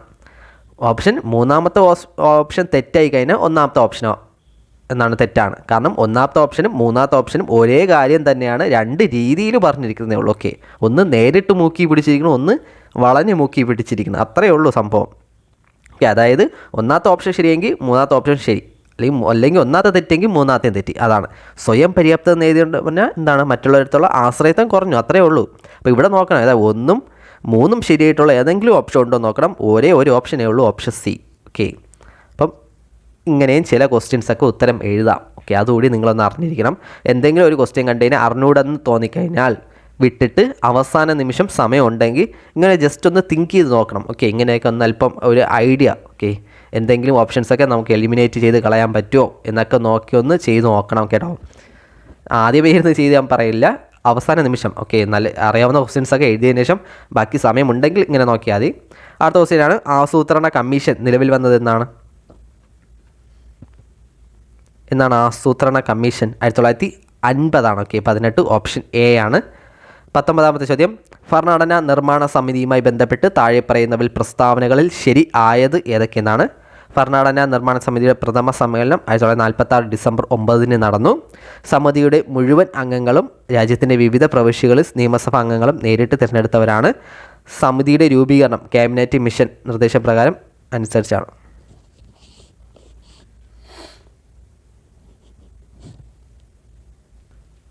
ഇതും നമുക്ക് വേണമെങ്കിൽ എലിമിനേഷൻ ഉപയോഗിച്ച് 2 ഓപ്ഷൻസ് ക്യാൻസലായി കളയാം.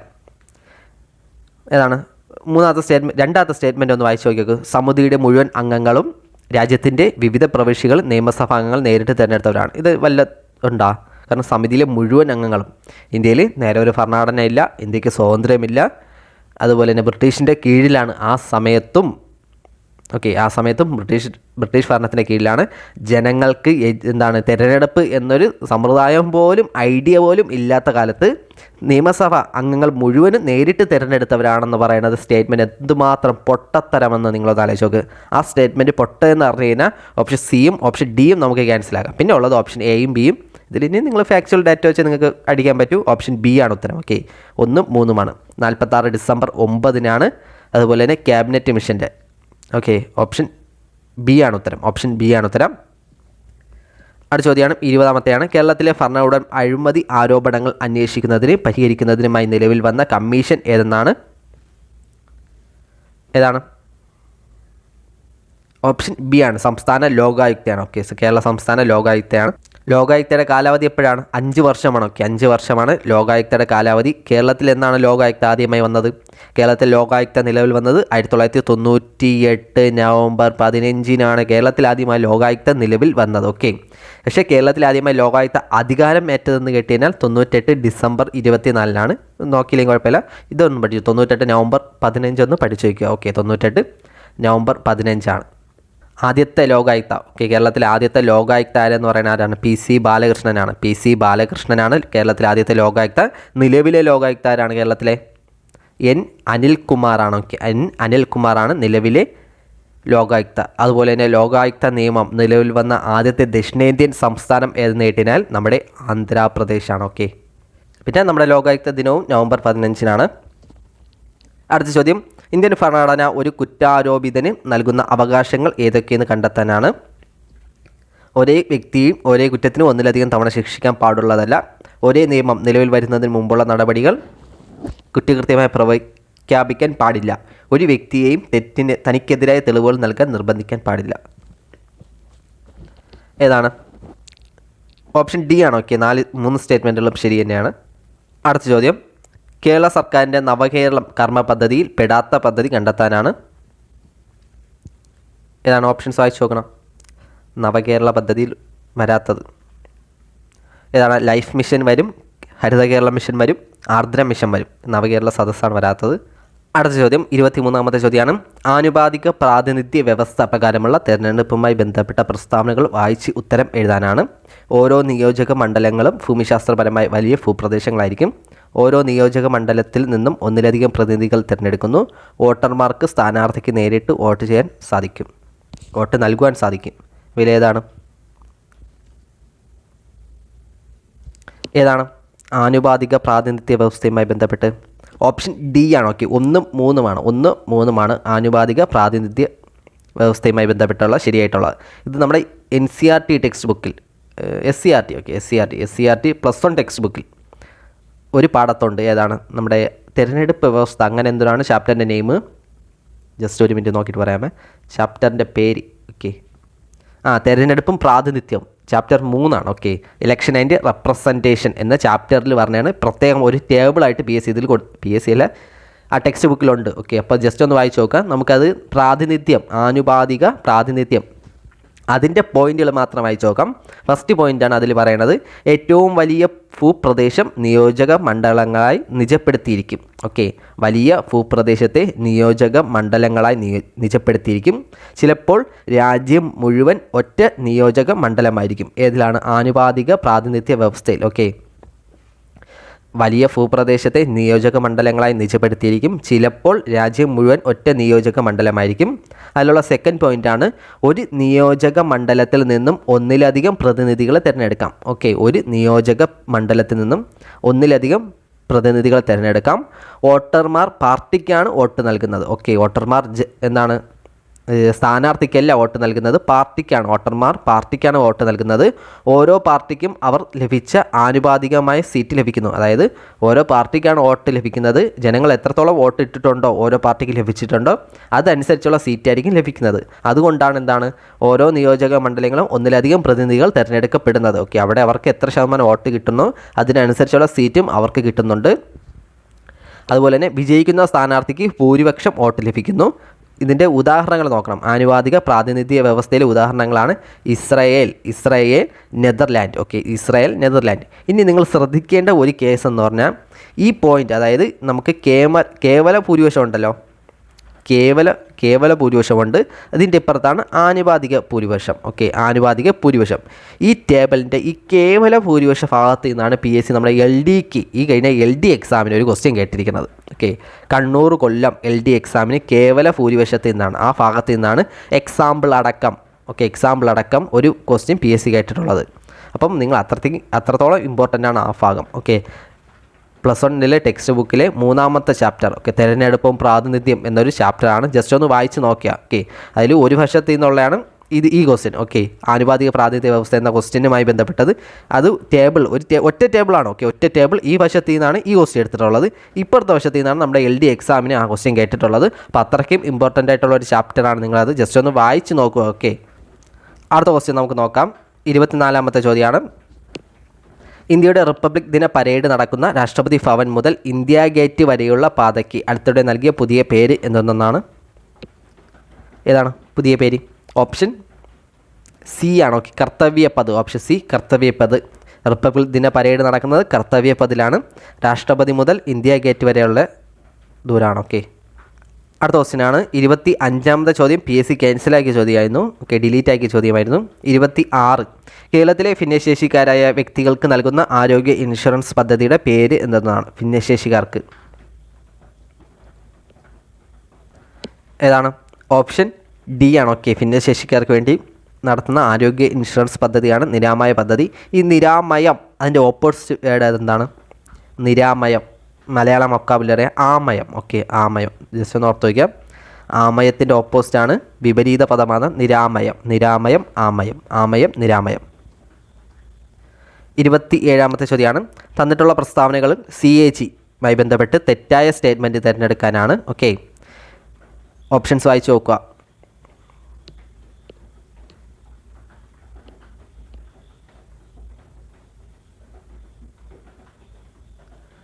ഏതാണ് ഓപ്ഷൻസ്? ഓപ്ഷൻ എ ആണ്. ഓക്കെ, പ്രസ്താവന 2 തെറ്റ്. ഓക്കെ, പ്രസ്താവന 2 പ്രസ്താവന 3 ഓക്കെ, സംസ്ഥാന ഗവൺമെൻറ്റുകൾ ഓഡിറ്റ് റിപ്പോർട്ട് സമർപ്പിക്കുന്നത് സംസ്ഥാന ഗവർണർമാർക്കാണ്. ഓക്കെ, സംസ്ഥാനത്തിൻ്റെ വരവ് ചെലവ് കണക്കുകൾ പിന്നെ ഓഡിറ്റ് ചെയ്ത് നമുക്ക് മുഖ്യമന്ത്രിക്ക് കാണിക്കാൻ പറ്റുമോ? എന്തെങ്കിലും ഒരു അഴിമതി നടന്നിട്ടുണ്ടെങ്കിൽ അത് നമുക്ക് ഗവർണറുടെ ഫ്രണ്ടിലല്ലേ വയ്ക്കാൻ പറ്റും, അല്ലെങ്കിൽ പ്രസിഡൻറ്റിൻ്റെ ഫ്രണ്ടിൽ വെച്ച് എന്താണ് നമ്മുടെ ഈ 28 സംസ്ഥാനങ്ങളും 28 ഭൂപ്രദേശങ്ങളെയും കൊണ്ട് പ്രസിഡൻറ്റിൻ്റെ കയ്യിൽ കൊടുക്കണം. അപ്പോൾ പ്രസിഡൻറ്റിനെ അതൊക്കെ മാനേജ് ചെയ്യാൻ പറ്റുമോ? അപ്പം അങ്ങനെയൊക്കെ ഒന്ന് തിങ്ക് ചെയ്ത് കഴിഞ്ഞാൽ നമുക്ക് ആ സ്റ്റേറ്റ്മെൻറ്റ് ശരിയെന്ന് മനസ്സിലാക്കാൻ പറ്റും. അതുപോലെ തന്നെ CAG-യുടെ കൺട്രോൾ ആൻഡ് ഓഡിറ്റർ എന്ന് കേൾക്കുമ്പോൾ മനസ്സിലാവും കണക്ക് നോക്കണയാണ്. കേന്ദ്ര സംസ്ഥാന ഗവൺമെൻറ്റുകൾ വരവ് ചെലവ് കണക്കുകൾ പരിശോധിച്ച് ഓഡിറ്റ് റിപ്പോർട്ട് സമർപ്പിക്കുന്നത്. ആ പേരിൽ തന്നെ ഉണ്ട് അതിൻ്റെ ദൗത്യവും. പിന്നെയാണ് കേവല ഭൂരിപക്ഷത്തോടെ പ്രമേയ ചുമതല നീക്കം ചെയ്യാൻ കഴിയുമോ ഇല്ലയോ എന്ന്. അതാണ് തെറ്റായിട്ടുള്ള സ്റ്റേറ്റ്മെൻറ്റ്. 28 സൂര്യൻ്റെ ഉപരിതലത്തെക്കുറിച്ച് പഠിക്കുന്നതിന് ഇന്ത്യ തദ്ദേശീയമായി വികസിപ്പിച്ച് 2013 സെപ്റ്റംബറിൽ വിജയകരമായി വിക്ഷേപിച്ച ബഹിരാകാശ പേടകം എന്നാണ്. ഇത് PSC ക്യാൻസലാക്കിയാണ്. ചോദ്യമാണ്. 29ാമത്തെ ചോദ്യമാണ്. 73ാം ഭരണഘടനാ ഭേദഗതിയിലൂടെ ഇന്ത്യയിലെ പഞ്ചായത്ത് രാജ് സ്ഥാപനങ്ങൾക്കുണ്ടായ മാറ്റങ്ങൾ തിരിച്ചറിയാനാണ്. 73ാം ഭരണഘടനാ ഭേദഗതിയിലൂടെ ഏതാണ്? ത്രിതല പഞ്ചായത്ത് നിലവിൽ വന്നു. 1/3 കുറയാതെ സീറ്റുകൾ സ്ത്രീകൾക്ക് സംവരണം ചെയ്തു. 29 വിഷയങ്ങൾ ഉൾപ്പെടുത്തി 11ാം പട്ടിക ഭരണഘടനയുടെ ഭാഗമായി. ഓക്കെ, ഓപ്ഷൻ എ ആണ്. 3 സ്റ്റേറ്റ്മെൻറ്റുകൾ ശ്രദ്ധിക്കണം. 3 സ്റ്റേറ്റ്മെൻറ്റുകളും ശരിയാണ്. 11ാം പട്ടികയാണ് 73ാം ഭരണഘടനാ ഭേദഗതി പ്രകാരം വന്നത്. അതിൽ 29 വിഷയങ്ങളുണ്ടായിരുന്നു. 1/3 കുറയാതെ. ഓക്കെ, 1/3 കുറയാതെ സ്ത്രീകൾക്ക് നൽകി. ത്രിതല പഞ്ചായത്ത് സംവിധാനം നിലവിൽ വന്നു. ഈ കീ വേർഡുകളൊക്കെ ഒന്ന് ശ്രദ്ധിച്ചു വയ്ക്കണം. അടുത്ത ചോദ്യമാണ്. താഴെ തന്നിട്ടുള്ള വകുപ്പുകളിൽ കൺകറൻറ്റ് ലിസ്റ്റിൽ ഉൾപ്പെടാത്ത വിഷയം ഏതെന്നാണ്? ഏത്? തദ്ദേശ സ്വയംഭരണ സ്ഥാപനങ്ങളാണ് കൺകറൻറ്റ് ലിസ്റ്റിൽ ഉൾപ്പെടാത്തത്. പേരിൽ തന്നെ തദ്ദേശ സ്വയംഭരണം. ഓക്കെ, സംസ്ഥാന ലിസ്റ്റിലാണ് പറഞ്ഞത്. വനം, തൊഴിലാളി സംഘടന, വിദ്യാഭ്യാസം ഇതൊക്കെ ഏതാണ്? കൺകറൻറ്റ് ലിസ്റ്റിലാണ് പറഞ്ഞത്. അടുത്ത ചോദ്യമാണ്. ഇന്ത്യ ഗവൺമെൻറ്റിൻ്റെ മുഖ്യ നിയമോപദേശകൻ ആരാണ്? ഇന്ത്യ ഗവൺമെൻറ്റിൻ്റെ മുഖ്യ നിയമോപദേശകൻ? അഡ്വക്കേറ്റ് ജനറൽ ആണ്. ഈ കാ ഉണ്ടല്ലോ, ഈ കായിനെ നമുക്ക് കേരളമായിട്ട് കണക്ട് ചെയ്ത് വെച്ചാൽ സംസ്ഥാനങ്ങളുടെ നിയമോപദേശകനാണ് അഡ്വക്കേറ്റ് ജനറൽ. ഓക്കെ, ഈ കായും കേരളവും തമ്മിൽ കേരളത്തിനും കാ ഉണ്ട്, അഡ്വക്കേറ്റിനും കാ ഉണ്ടല്ലോ, അത് വെച്ച് കണക്ട് ചെയ്ത് വെച്ച് കഴിഞ്ഞാൽ കേരളത്തിൻ്റെയാണ് അഡ്വക്കേറ്റ് ജനറൽ, അതായത് സംസ്ഥാനങ്ങൾക്കുള്ളതാണ് അഡ്വക്കേറ്റ് ജനറൽ.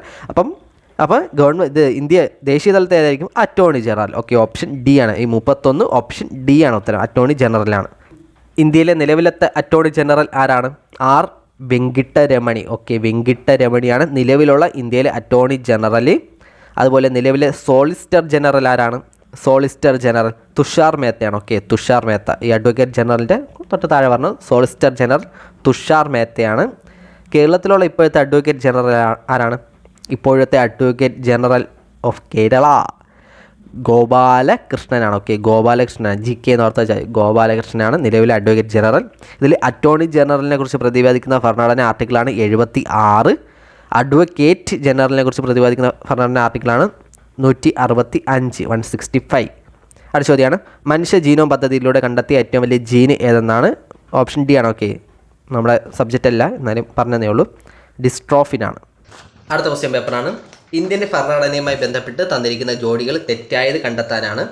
ആമുഖം, മൗലികാവകാശങ്ങൾ, നിർദ്ദേശക തത്വങ്ങൾ, ലക്ഷ്യപ്രമേയം. ഏതാണ് തെറ്റായിട്ടുള്ളത്? ആമുഖം നെഹ്റു ആണ്. മൗലിക അവകാശങ്ങൾ ഭരണഘടനയുടെ 3ാം ഭാഗത്താണ്. നിർദ്ദേശക തത്വങ്ങൾ മഹാത്മാഗാന്ധിയാണ്. നമ്മുടെ നെഹ്റുവിൻ്റെ ലക്ഷ്യപ്രമേയങ്ങളാണ് ആമുഖത്തിൽ ചേർത്തിരിക്കുന്നത്. അതുകൂടി ജസ്റ്റ് ഒന്ന് ഓർത്ത് വയ്ക്കാം. ഓക്കെ, ലക്ഷ്യപ്രമേയം നെഹ്റു ആണ്, JN ആണ്.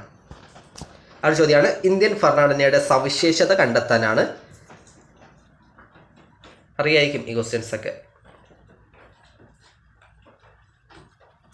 ഇതാണ് മൂന്നാമത്തെ സ്റ്റേറ്റ്മെൻറ്റ് വായിക്കുമ്പോൾ മനസ്സിലാവും. അൾട്ര ഫ്ലോപ്പ് സ്റ്റേറ്റ്മെൻ്റ് എന്ന്. സംസ്ഥാനങ്ങൾക്ക് പ്രത്യേക ഭരണഘടന ഉണ്ടാടി, നമ്മുടെ കേരളത്തിന് പ്രത്യേക ഭരണഘടന ബുക്കുണ്ടാ, തമിഴ്നാടിന് പ്രത്യേക ഭരണഘടന ബുക്കുണ്ടാ, അങ്ങനെ ഒന്ന് ജസ്റ്റ് തിങ്ക് ചെയ്താൽ മതി. അപ്പോൾ മൂന്നാമത്തെ സ്റ്റേറ്റ്മെൻറ്റ് തന്നെ ഓപ്ഷൻ കിട്ടും. ഇനി സിയും ഡിയും ഉണ്ട്. ഇനി എന്നാണ് ഇതിൽ 1, 2 ശരിയെന്ന് നമുക്കറിയാം. ഇനി അത് നോക്കണ്ട. നാലാമത്തെ സ്റ്റേറ്റ്മെൻറ്റ് വായിച്ച് നോക്കണം. മാർഗനിർദ്ദേശക തത്വങ്ങൾ ഉണ്ടോടെ? അതില്ലാതെ അത്രയും പോലും അറിയില്ലാതെ നിങ്ങൾ എന്താണ് PSC പരീക്ഷ എഴുതുന്നത്? അപ്പോൾ ഓപ്ഷൻ സി ആയിരിക്കും. അടുത്ത ചോദ്യമാണ്, താഴെ തന്നിരിക്കുന്ന പ്രസ്താവനകൾ ഇന്ത്യയിലെ ഏത് ഭരണഘടനാ സ്ഥാപനത്തിൻ്റെ ചുമതലകൾ സൂചിപ്പിക്കുന്നു? ഇംപീച്ച്മെൻറ്റ് നടപടികൾ ജുഡീഷ്യൽ അധികാരിയായി പ്രവർത്തിക്കുന്നു, രാഷ്ട്രപതി ഉപരാഷ്ട്രപതി തെരഞ്ഞെടുപ്പിൽ പങ്കാളിയാവുക, ഭരണഘടനാ ഭേദഗതി പരിഗണിക്കലും അംഗീകരിക്കലും. സിമ്പിൾ ചോദ്യമില്ല ഇതൊക്കെ. സ്റ്റേറ്റ്മെൻറ്റ് ടൈപ്പ് എന്നേ ഉള്ളൂ. അതിൻ്റെ കോർ ഏരിയ എടുക്കുമ്പം സിമ്പിൾ ചോദ്യമാണ്. ഓപ്ഷൻ ബി ആണ്, പാർലമെൻറ്റിൻ്റെയാണ്. 9ാമത്തെ ചോദ്യമാണ്, താഴെ തന്നിരിക്കുന്നവയിൽ മൗലിക അവകാശങ്ങൾ കണ്ടെത്താനാണ്. ഏതാണ്? ഓപ്ഷൻ ബി ആണ്. ഓക്കെ, 1ഉം 2ഉം ആണ്. സാംസ്കാരിക വിദ്യാഭ്യാസപരമായ അവകാശം, മതസ്വാതന്ത്ര്യം. നമ്മൾ നേരത്തെ ക്വസ്റ്റ്യൻ പേപ്പറിൽ പറഞ്ഞ സംഭവമാണ്. അടുത്ത ചോദ്യമാണ്, നിങ്ങൾ രാഷ്ട്രീയത്തിൽ സജീവമായി ഇടപെടാതിരിക്കുന്നതിൻ്റെ പരിണിത ഫലം നിങ്ങളെക്കാൾ മോശമായവർ നിങ്ങളെ ഭരിക്കും എന്നതാണ്. ആരുടെ വാക്കുകളാണ്? ആരുടെയാണ്? ഓപ്ഷൻ എ ആണ്. ഓക്കെ, പ്ലാറ്റോയുടെ വാക്കുകളാണ്. ഓപ്ഷൻ എ പ്ലാറ്റോയുടെ വാക്കുകളാണ്. അടുത്ത ക്വസ്റ്റ്യൻ പേപ്പറാണ്. ഇതിൽ കുറച്ച് ബേസിക് ചോദ്യങ്ങൾ തന്നെയാണ്. അപ്പോൾ നമുക്ക് സ്പീഡിൽ നോക്കി അറിയാവുന്ന ചോദ്യങ്ങൾ തന്നെയാണ്, ബേസിക്കാണ്. ഇന്ത്യൻ മൗലിക അവകാശങ്ങൾ കടം കൊണ്ട രാജ്യം ഏതാണ്? മൗലിക അവകാശങ്ങൾ അമേരിക്കയാണ്. ഓക്കെ, മൗലിക അവകാശങ്ങൾ. ഇംപീച്ച്മെൻറ്റ് എവിടെ നിന്നാണ്? അതും അമേരിക്കയാണ്. ഓക്കെ, ഇംപീച്ച്മെൻറ്റ്, സ്വതന്ത്രമായ നീതിന്യായ വ്യവസ്ഥ, ആമുഖം, ജുഡീഷ്യൽ റിവ്യൂ, ഇതെല്ലാം അമേരിക്കയിൽ നിന്നാണ്. അടുത്ത ചോദ്യമാണ്, ഇന്ത്യൻ ഭരണഘടനയുടെ ആമുഖത്തിൽ മാറ്റം വരുത്തിയ ഭേദഗതി 1946 1976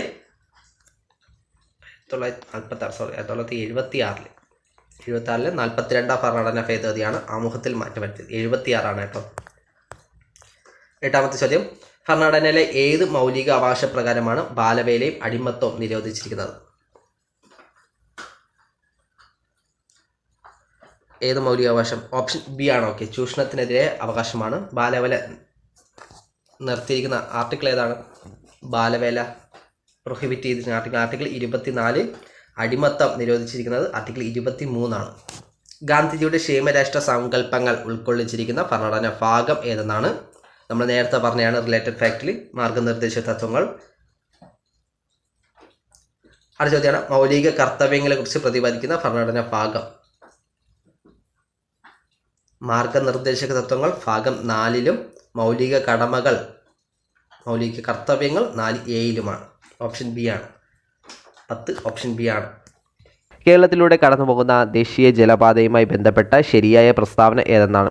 അതായത് നിലവിൽ ഈ ജലപാത, നാഷണൽ വാട്ടർ വേ ഒക്കെ നല്ല രീതിയിൽ കത്തി നിൽക്കുന്ന ഒരു ടോപ്പിക്കാണ്. നമ്മുടെ LDC എക്സാമിന് പോലും PSC കേട്ടിട്ടുണ്ട്.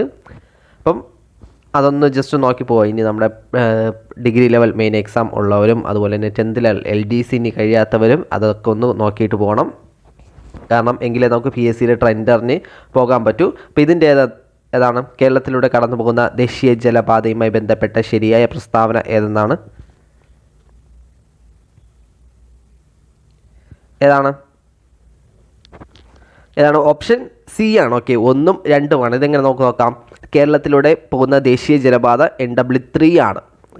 ഓക്കെ, അതുപോലെ തന്നെ ദേശീയ ജലപാത കടന്നു പോകുന്നത് കൊല്ലം ടു കോട്ടപ്പുറം അല്ലെങ്കിൽ കൊല്ലം ടു കോഴിക്കോട് എന്നൊക്കെ പറയാറുണ്ട്. ഓക്കെ, അതുകൂടി ഒന്ന് ഓർത്തിരിക്കണം. കൊല്ലം ടു കോട്ടപ്പുറം അല്ലെങ്കിൽ കൊല്ലം ടു കോഴിക്കോട് കേരളത്തിലെ കിഴക്കൻ മേഖലയിലൂടെയാണ് കടന്നു പോകുന്നത്. ഇത് പൊട്ട സ്റ്റേറ്റ്മെൻറ്റാണ്. കാരണം കേരളത്തിലെ കിഴക്കൻ മേഖല നമ്മൾ ജസ്റ്റ് ഒന്ന് ഇമാജിൻ ചെയ്താൽ തന്നെ മനസ്സിലാവും. നമ്മളവിടെ പശ്ചിമഘട്ടം അവിടെ നീണ്ട് നിവർന്ന് നിൽക്കുന്നുണ്ട്. അപ്പം അതിൻ്റെ ഇടയിൽ കൂടി വീണ്ടും എങ്ങനെ ജലപാത ഉണ്ടാക്കാൻ പറ്റും? അപ്പം അതൊന്ന് റോങ് സ്റ്റേറ്റ്മെൻ്റ് എന്ന് മനസ്സിലാക്കി കഴിഞ്ഞാൽ നമുക്ക് ഉത്തരം എഴുതാൻ പറ്റും. 25ൻ്റെ ഉത്തരം ഓപ്ഷൻ സി ആണ്. ഓക്കെ, ഓപ്ഷൻ സി ആണ്. അടുത്ത ചോദ്യമാണ്, കേരളത്തിലെ ഭൂവിവാഹമായ മലനാടിനെ കുറിച്ചുള്ള ശരിയായ പ്രസ്താവന ഏതെന്നാണ്? മലനാടിനെ കുറിച്ചുള്ളതാണ്. സുഗന്ധവിളകൾക്ക് അനുയോജ്യമായ കാലാവസ്ഥയാണ് ഇവിടെ ഉള്ളത്. ധാരാളമായി മഴ ലഭിക്കുന്ന പ്രദേശമാണ്. ഇവിടെ 30 ഡിഗ്രി സെൽഷ്യസിൽ മുകളിൽ താപനില അനുഭവപ്പെടുന്നു.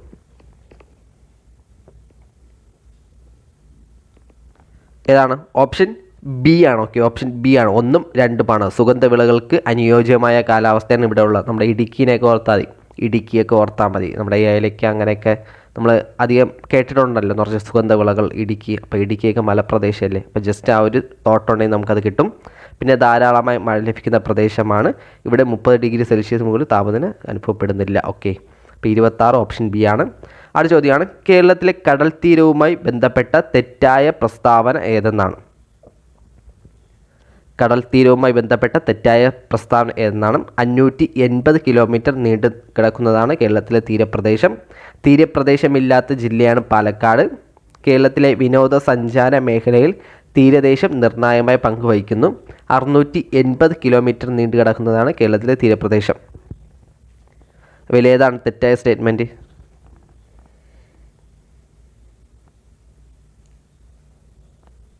ഏതാണ് ഓപ്ഷൻ?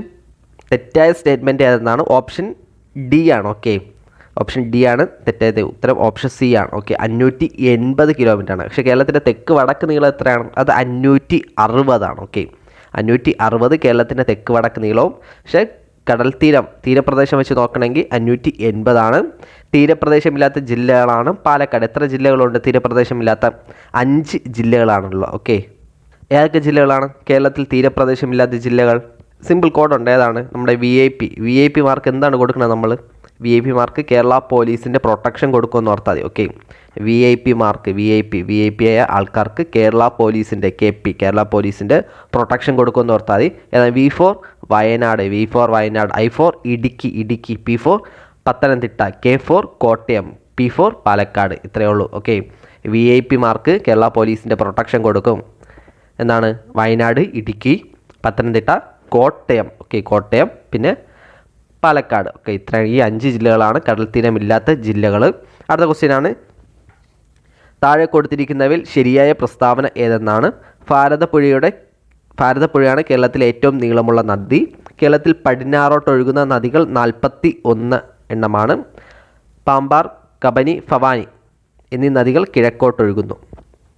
ഇതിൽ ശരിയായ സ്റ്റേറ്റ്മെൻറ്റ് ഏതെന്നാണ്? ഏത് കൊച്ചു പിള്ളേർക്കും അറിയാവുന്നതാണ്. ഏത്? കേരളത്തിലെ ഏറ്റവും നീളമുള്ള നദി ഏതാണ്? പെരിയാർ. ഓക്കെ, ഓപ്ഷൻ ഡി ആണ് അപ്പോൾ ഉത്തരം. 2ഉം 3ഉമാണ്. കേരളത്തിൽ പടിഞ്ഞാറോട്ടൊഴുകുന്ന 41 നദികളാണ്. പിന്നെ കിഴക്കോട്ടൊഴുകുന്ന 3 നദികളുണ്ട്. അങ്ങനെ ടോട്ടലായിട്ട് 44 നദി കബനി, ഭവാനി, പാമ്പാറാണ്. അടുത്ത ചോദ്യമാണ്, കേരളത്തിലെ ഏറ്റവും വലിയ ശുദ്ധജല തടാകം ഏതെന്നാണ്? കേരളത്തിലെ ഏറ്റവും വലിയ ശുദ്ധജല തടാകം ഏതാണ്? കേരളത്തിലെ ഏറ്റവും വലിയ ശുദ്ധജല തടാകം ഓപ്ഷൻ ഡി ആണ്. ഓക്കെ, ഓപ്ഷൻ ഡി ശാസ്താംകോട്ടയാണ്. Option D Sasthamkotta. PS ഇങ്ങനെ ഒരു ക്വസ്റ്റ്യൻ കേൾക്കാറുണ്ട്, നമ്മുടെ വേമ്പനാട്ട് കായൽ ഏതൊക്കെ ജില്ലകളിലൂടെയാണ് വ്യാപിച്ച് കിടക്കുന്നത്?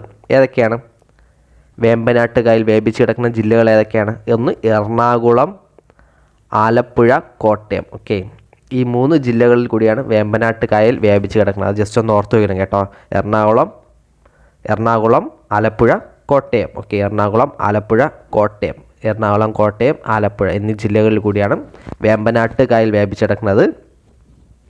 അടുത്ത ചോദ്യമാണ്, താഴെ കൊടുത്തിട്ടുള്ളതിൽ തെറ്റായ സ്റ്റേറ്റ്മെൻറ്റ് ഏതെന്നാണ്? കേരളത്തിലെ ആദ്യത്തെ ജലവൈദ്യുത പദ്ധതിയാണ് പള്ളിവാസൽ ജലവൈദ്യുത പദ്ധതി ഇടുക്കി ജില്ലയിലാണ് സ്ഥിതി ചെയ്യുന്നത്. പമ്പാ നദിയിലാണ് പള്ളിവാസൽ ജലവൈദ്യുത പദ്ധതി നിർമ്മിച്ചിരിക്കുന്നത്. ഏതാണ്? ഏതൊക്കെയാണ് തെറ്റായ സ്റ്റേറ്റ്മെൻറ്റ്? ഓപ്ഷൻ എ ആണ്. ഓക്കെ, മൂന്നാമത്തെയാണ് തെറ്റായ സ്റ്റേറ്റ്മെൻറ്റ്. കേരളത്തിലെ ആദ്യത്തെ ജലവൈദ്യുത പദ്ധതിയാണ് പള്ളിവാസൽ. ഓക്കെ, കേരളത്തിലെ ആദ്യത്തേത് പള്ളിവാസലാണ്. പള്ളിവാസൽ ജലവൈദ്യുത പദ്ധതി പ്രഖ്യാപിച്ചത് ആരുടെ ഭരണകാലത്താണ്? സ്ഥാപിച്ചത്. ഓക്കെ, പള്ളിവാസൽ ജലവൈദ്യുത പദ്ധതി സ്ഥാപിച്ചത് ആരുടെ ഭരണകാലത്താണ്?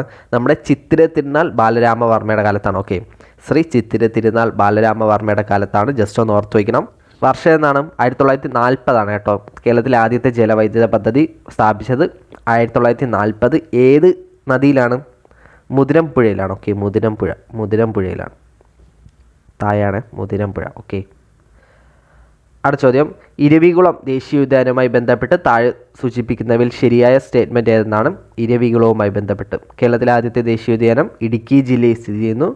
ഇവിടെ സിംഹവാലൻ കുരങ്ങുകൾ കാണാൻ സാധിക്കുന്നു. ഏതാണ്? ഇരവികുളം. ഓപ്ഷൻ ഡി ആണ്. ഓക്കെ, ഇവിടെ ഏതാണ്? വരയാടുകളാണ് ഇരവികുളത്ത് കാണാൻ പറ്റുന്നത്. അടുത്ത ചോദ്യം, കേരളത്തിലെ ഏറ്റവും വലിയ ജില്ല ഏതെന്നാണ്? സിമ്പിൾ ചോദ്യം. ഏതാണ്?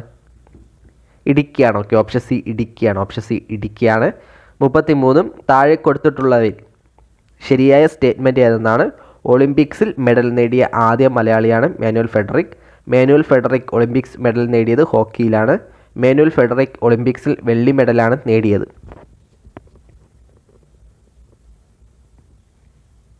ഏതാണ്? ആദ്യത്തെ മലയാളി മാനുവൽ ഫെഡറിക് തന്നെയാണ്. ഹോക്കി തന്നെയാണ് ഐറ്റം. ഓക്കെ, പക്ഷേ നേടിയ മെഡൽ ഏതാണ്? ഏത് ഒളിമ്പിക്സ് എന്നറിയാമോ? അത് 1972 ഓക്കെ, 1972 മ്യൂണിക് ഒളിമ്പിക്സ് ആണ് കേട്ടോ. ജസ്റ്റ് ഒന്ന് ഓർത്ത് വയ്ക്കുക, 1972 മ്യൂണിക് ഒളിമ്പിക്സ് ആണ്. അടുത്ത ചോദ്യം, ശരിയായ സ്റ്റേറ്റ്മെൻറ്റ് ഏതെന്നാണ്?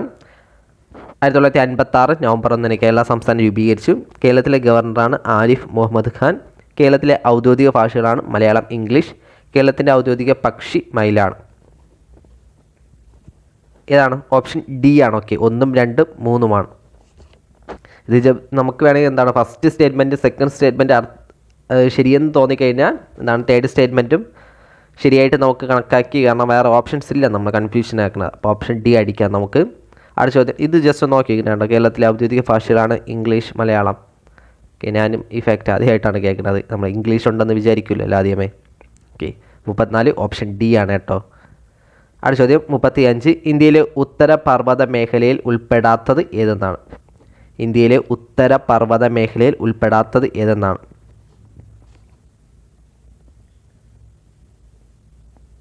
ഏതാണ്? ഉത്തരപർവ്വത ട്രാൻസ് ഹിമാലയം വരും, ഹിമാലയം വരും, കിഴക്കൻ കുന്നുകളും വരും, ആരവല്ലി വരില്ല. ഓക്കെ, ആരവല്ലി വരില്ല. ആരവല്ലി വേറെ മലനിരകളാണ്. ഉത്തരപർവ്വത മേഖലയിൽ വരാത്തത് ആരവല്ലിയാണ്. ഓപ്ഷൻ ഡി ആണ്. 36, സിവാലിക് മലനിരകളുമായി ബന്ധപ്പെട്ട ശരിയായ സ്റ്റേറ്റ്മെൻറ്റ് ഏതെന്നാണ്? സിവാലിക്കാണ്. ഹിമാലയ നിരകളിൽ ഏറ്റവും തെക്കായുള്ളത് ഗംഗാ സമതലത്തിന് അതിരായി നിലകൊള്ളുന്നു, ബ്രഹ്മപുത്ര സമതലത്തിന് അതിരായി നിലകൊള്ളുന്നു. ഏതാണ്? സിവാലിക് മലനിരകൾ ഹിമാലയം നിരകൾക്ക് ഏറ്റവും തെക്കായിട്ട് കാണപ്പെടുന്നത് നിങ്ങൾക്കറിയായിരിക്കും. അടുത്തത് ഗംഗാ സമതലത്തിന് അതിരായി നിലകൊള്ളുന്നു. ഓപ്ഷൻ എ ആണ് ഉത്തരം. 1, 2 ശരി. ഓക്കെ, ഹിമാലയം നിരകളിൽ ഏറ്റവും തെക്കായുള്ളത് ഗംഗാ സമതലത്തിന് അതിരായി നിലകൊള്ളുന്നു. 37, ഗംഗാ സമതലവുമായി ബന്ധപ്പെട്ട ശരിയായ പ്രസ്താവന ഏതെന്നാണ്? പഞ്ചാബ് ഹരിയാന സമതലത്തിൻ്റെ കിഴക്കായി സ്ഥിതി ചെയ്യുന്നു. കിഴക്ക് ബംഗ്ലാദേശ് മുതൽ പടിഞ്ഞാറ് യമുന നദി വരെ ഗംഗ വ്യാപിച്ചിരിക്കുന്നു. പഞ്ചാബ് ഹരിയാന സമതലത്തിൻ്റെ തെക്കായി സ്ഥിതി ചെയ്യുന്നു. ഏതാണ്? ഓപ്ഷൻ ബി ആണ്. ഓക്കെ, ഓപ്ഷൻ ബി ആണ്. പഞ്ചാബ് ഹരിയാന സമതലത്തിൻ്റെ കിഴക്കായി സ്ഥിതി ചെയ്യുന്നു. കിഴക്കാണ് കേട്ടോ, കിഴക്കായി സ്ഥിതി ചെയ്യുന്നു. കിഴക്ക് ബംഗ്ലാദേശ് മുതൽ പടിഞ്ഞാറ് യമുന നദി വരെ ഗംഗ വ്യാപിച്ചിരിക്കുന്നു. ഓക്കെ, ഓപ്ഷൻ ബി ആണ്. 1, 2 അടുത്ത ചോദ്യം, നർമ്മദ നദിയുമായി ബന്ധപ്പെട്ട ശരിയായ സ്റ്റേറ്റ്മെൻറ്റ് ഏതെന്നാണ്? നർമ്മദ നദി ഏറ്റവും വലിയ ഉപദ്വീപീയ നദിയാണ് നർമ്മദ. പടിഞ്ഞാറോട്ടൊഴുകുന്ന അറബിക്കടലിൽ പതിക്കുന്നു. നർമ്മദ നദിയുടെ ഉത്ഭവം മധ്യപ്രദേശിലെ അമർഖണ്ഡ് ആണ്.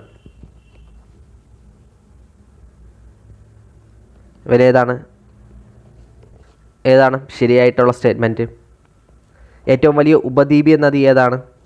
ഗോദാവരിയാണ്. ഓക്കെ, ഏറ്റവും വലിയ ഉപദ്വീപീയ നദി ഗോദാവരി. പക്ഷേ കിഴക്കല്ല പടിഞ്ഞാറോട്ടൊഴുകുന്നതിലുള്ള ഏറ്റവും വലിയ ഉപദ്വീപീയ നദി ഏത് നേട്ടിന് നർമ്മദയാണ് കേട്ടോ. അതായത് ഏറ്റവും വലിയ ഉപദ്വീപീയ നദി ഗോദാവരി. പക്ഷേ പടിഞ്ഞാറോട്ടൊഴുകുന്ന ഉപദ്വീപീയ നദികളിൽ ഏറ്റവും വലിയ നദി ഏതെന്ന് കേട്ടുകഴിഞ്ഞാൽ നർമ്മദയാണ്. ഓക്കെ, പടിഞ്ഞാറോട്ടൊഴുകുന്ന ഉപദ്വീപീയ നദികളിൽ ഏറ്റവും വലുത് നർമ്മദയാണ്. ഓക്കെ, പടിഞ്ഞാറോട്ടൊഴുകുന്ന ഉപദ്വീപീയ നദികളിൽ ഏറ്റവും വലുത് നർമ്മദ. അല്ലാതെ ഏറ്റവും വലിയ ഉപദ്വീപീയ നദി എന്ന് കേട്ടുകഴിഞ്ഞാൽ നമ്മുടെ ഗോദാവരിയാണ്. അതുപോലെ നർമ്മദ നദിയുടെ ഉത്ഭവം മധ്യപ്രദേശിലെ അമർഖണ്ഡ് ആണ്. അപ്പം ഏതാണ് ഉത്തരം? ഓപ്ഷൻ സി ആണ്. ഓക്കെ, 2, 3 കറക്റ്റ് ആയിട്ടുള്ള സ്റ്റേറ്റ്മെൻറ്റ്. അടുത്തതാണ്, ആനമുടിയുമായി ബന്ധപ്പെട്ട് താഴെ കൊടുത്തിരിക്കുന്ന പ്രസ്താവനകൾ തെറ്റായ പ്രസ്താവന ഏതെന്നാണ്? റോങ് സ്റ്റേറ്റ്മെൻറ്റ് ഏതെന്നാണ്? ആനമുടി പശ്ചിമഘട്ട മലനിരകളുടെ ഭാഗമാണ്. അപ്പം ആ ഫസ്റ്റ് സ്റ്റേറ്റ്മെൻറ്റ് അത് പൊട്ടനും വായിച്ചാലും മനസ്സിലാവുന്നതാണ്. അപ്പം ഓപ്ഷൻ എയും ഓപ്ഷൻ സിയും നമുക്ക് ക്യാൻസലാക്കാം. ഓക്കെ, ഓപ്ഷൻ എയും ഓപ്ഷൻ സിയും നമുക്ക് അങ്ങനെ ക്യാൻസലാക്കാം. നേരെ തിരിച്ചാണ്. തെറ്റായ സ്റ്റേറ്റ്മെൻറ്റ് ഏതെന്നാണ്? അതായത് ഓപ്ഷൻ എ നമുക്ക് ശരിയെന്നറിയാം. അപ്പോൾ ഓപ്ഷൻ ബിയും ഓപ്ഷൻ ഡിയും ആണ് നമുക്ക് ക്യാൻസലാക്കുന്നത്. ഓക്കെ, തെറ്റായ സ്റ്റേറ്റ്മെൻറ്റ് ഏതെന്നാണ്? അപ്പോൾ ഒന്നാമത്തെ സ്റ്റേറ്റ്മെൻറ്റ് നമുക്ക് ശരിയെന്നറിയാം. അപ്പം ഒന്നാമത്തെ സ്റ്റേറ്റ്മെൻറ്റ് ഏതായാലും ഇൻക്ലൂഡ് ആവില്ല. ഓപ്ഷൻ ബിയും ഓപ്ഷൻ ഡിയും നമുക്ക് ക്യാൻസലാക്കാം. അതുപോലെ തന്നെ ആനമുടി തമിഴ്നാട്ടിലാണ് സ്ഥിതി ചെയ്യുന്നത്. നിങ്ങൾ പറ, ആനമുടി തമിഴ്നാട്ടിലാണോ? കേരളത്തിലുള്ള നമുക്കറിയാം, നമ്മുടെ ഇടുക്കി ജില്ലയിൽ നിന്നൊക്കെ അറിയാം. അപ്പോൾ ഓപ്ഷൻ എന്താണ്, രണ്ടാമത്തെ സ്റ്റേറ്റ്മെൻറ്റും തെറ്റാണ്. അപ്പോൾ ഓപ്ഷൻ സി നമുക്ക് ക്യാൻസലാക്കാം, ഓപ്ഷൻ എ ആവും. ഓക്കെ. അതുപോലെ തന്നെ ഉപദ്വീപീയ ഇന്ത്യയിലെ ഏറ്റവും ഉയരമുള്ള കൊടുമുടിയാണ് ആനമുടി. ആനമുടി കേരളത്തിലാണ് സ്ഥിതി ചെയ്യുന്നത്. ഓക്കെ, ആനമുടി കേരളത്തിലാണ് സ്ഥിതി ചെയ്യുന്നത്. അടുത്ത ചോദ്യമാണ്, ഇന്ത്യയിൽ ആദ്യമായി യുനെസ്കോയുടെ സാഹിത്യ നഗര പദവി ലഭിച്ചത് ഏതാണ്? കുറേ തവണ PSC കേട്ടതാണ്, കറണ്ട് അഫയേഴ്സിൽ പറഞ്ഞ ഒരു ചോദ്യമാണ്. കോഴിക്കോടാണ്. ഫെയ്ത്ത് ബിഹൈൻഡ് ദി ഗ്രിൽ ആരുടെയാണ്? ജസ്റ്റ് ഒന്ന് നോക്കി നോക്കിയ ക്വസ്റ്റ്യൻ, PR ശ്രീജേഷിൻ്റെയാണ്. ഓക്കെ, ആത്മഹത്യയാണ്. ഇന്ത്യൻ ഒളിമ്പിക് അസോസിയേഷൻ്റെ പ്രസിഡന്റായി ചുമതലയേറ്റ മലയാളി കായിക താരമാണ്? ഒളിമ്പിക്സ് അസോസിയേഷൻ PT ഉഷയാണ്. അതുപോലെ രാജ്യസഭയിലും PT ഉഷയാണ്. ഇന്ത്യയിൽ റെയിൽവേ ഈയിടെ ലോകത്തിലെ ഏറ്റവും ഉയരമേറിയ പാലത്തിലൂടെ തീവണ്ടിയുടെ പരീക്ഷണ യാത്ര നടത്തി. ഏത് നദിക്ക് കുറുകെയാണ് ഈ പാലം നിർമ്മിച്ചിരിക്കുന്നത്? ഏത് നദിക്ക് കുറുകെ? ഓപ്ഷൻ ബി ആണ്. ഓക്കെ, ചെനാബ് നദിക്ക് കുറുകെയാണ്. ഓക്കെ, ചെനാബ് നദിക്ക് കുറുകെയാണ്. മിയാണ്ടർ ഈ ഭൂരൂപത്തിൻ്റെ രൂപീകരണത്തിന് കാരണമാകുന്ന ഭൂരൂപീകരണ സഹായി ഏതെന്നാണ്? മിയാണ്ടർ ആരാണ്? നദിയാണ്. ഓക്കെ, നദികൾ കാരണം ഉണ്ടാകുന്നതാണ് മിയാണ്ടർ. അടുത്ത ക്വസ്റ്റ്യൻ പേപ്പറാണ്, ചന്ദ്രയാൻ 3 പേടകം ചന്ദ്രൻ്റെ ദക്ഷിണധ്രുവത്തിൽ ഇറങ്ങിയത് എന്നാണ്. ഈ സെയിം ചോദ്യം കുറേ തവണ PSC കേട്ടിട്ടുണ്ട് കേട്ടോ. ചന്ദ്രയാൻ 3യുടെ ഇമ്പോർട്ടൻസ് നിങ്ങൾക്ക് അറിയായിരിക്കും. ചന്ദ്രയാൻ 3യും അതുപോലെ ആദിത്യ L1ൻ്റെയും ഇമ്പോർട്ടൻസ് അധികമാണ് നിലവിലത്തെ PSCയുടെ ട്രെൻഡ് അനുസരിച്ച്. അപ്പോൾ അതനുസരിച്ച് നിറച്ച് ചോദ്യങ്ങൾ, ഓക്കെ, ഒട്ടനവധി ചോദ്യങ്ങൾ ചന്ദ്രയാൻ 3യും ആദിത്യ L1മായി ബന്ധപ്പെട്ട് ചോദ്യങ്ങൾ ചോദിച്ചിട്ടുണ്ട്. അതിലുള്ളൊരു ഇമ്പോർട്ടൻറ്റ് ചോദ്യമാണ് എന്നാണ്, ചന്ദ്രയാൻ 3 പേടകം ചന്ദ്രൻ്റെ ദക്ഷിണ ധ്രുവത്തിൽ ഇറങ്ങിയത് ഓഗസ്റ്റ് 23 കേട്ടോ. ഓഗസ്റ്റ് 23. ഈ ഓഗസ്റ്റ് 23 നിലവിൽ ഒരു പ്രത്യേകത കൂടി ഉണ്ട്. എന്തെന്നാണ്? ദേശീയ ബഹിരാകാശ ദിനവും ഓഗസ്റ്റ് 23 കേട്ടോ. ഇതായതുകൊണ്ടാണ്. ഓക്കെ, ചന്ദ്രൻ്റെ ദക്ഷിണ ധ്രുവത്തിൽ ചന്ദ്രയാൻ 3 ഇറങ്ങിയത് കൊണ്ടാണ് ഓഗസ്റ്റ് 21 നമ്മൾ ദേശീയ ബഹിരാകാശ ദിനമായിട്ട് ആചരിച്ച് തുടങ്ങിയത്. 2023 ഓഗസ്റ്റ് 23. 23 വെച്ച് ഒന്ന് കണക്ട് ചെയ്ത് വയ്ക്കുക. അടുത്ത ചോദ്യം, താഴെ പറയുന്നവയിൽ ഇന്ത്യയിലെ കിഴക്കൻ മലനിരകളിൽ ഉൾപ്പെടുന്നത് കണ്ടെത്താനാണ്. കിഴക്കൻ മലനിരകളിൽ ഏതാണ്? പത്കായ്ബു, മീസോ കുന്നുകൾ, ഹിമാദ്രി വരിയുള്ള ഖാസി ഗാരോ. ഓക്കെ, ഗാരോ ഖാസി കുന്നുകൾ. ഓപ്ഷൻ സി ആണ്. ഓക്കെ, ഓപ്ഷൻ സി ആണ്.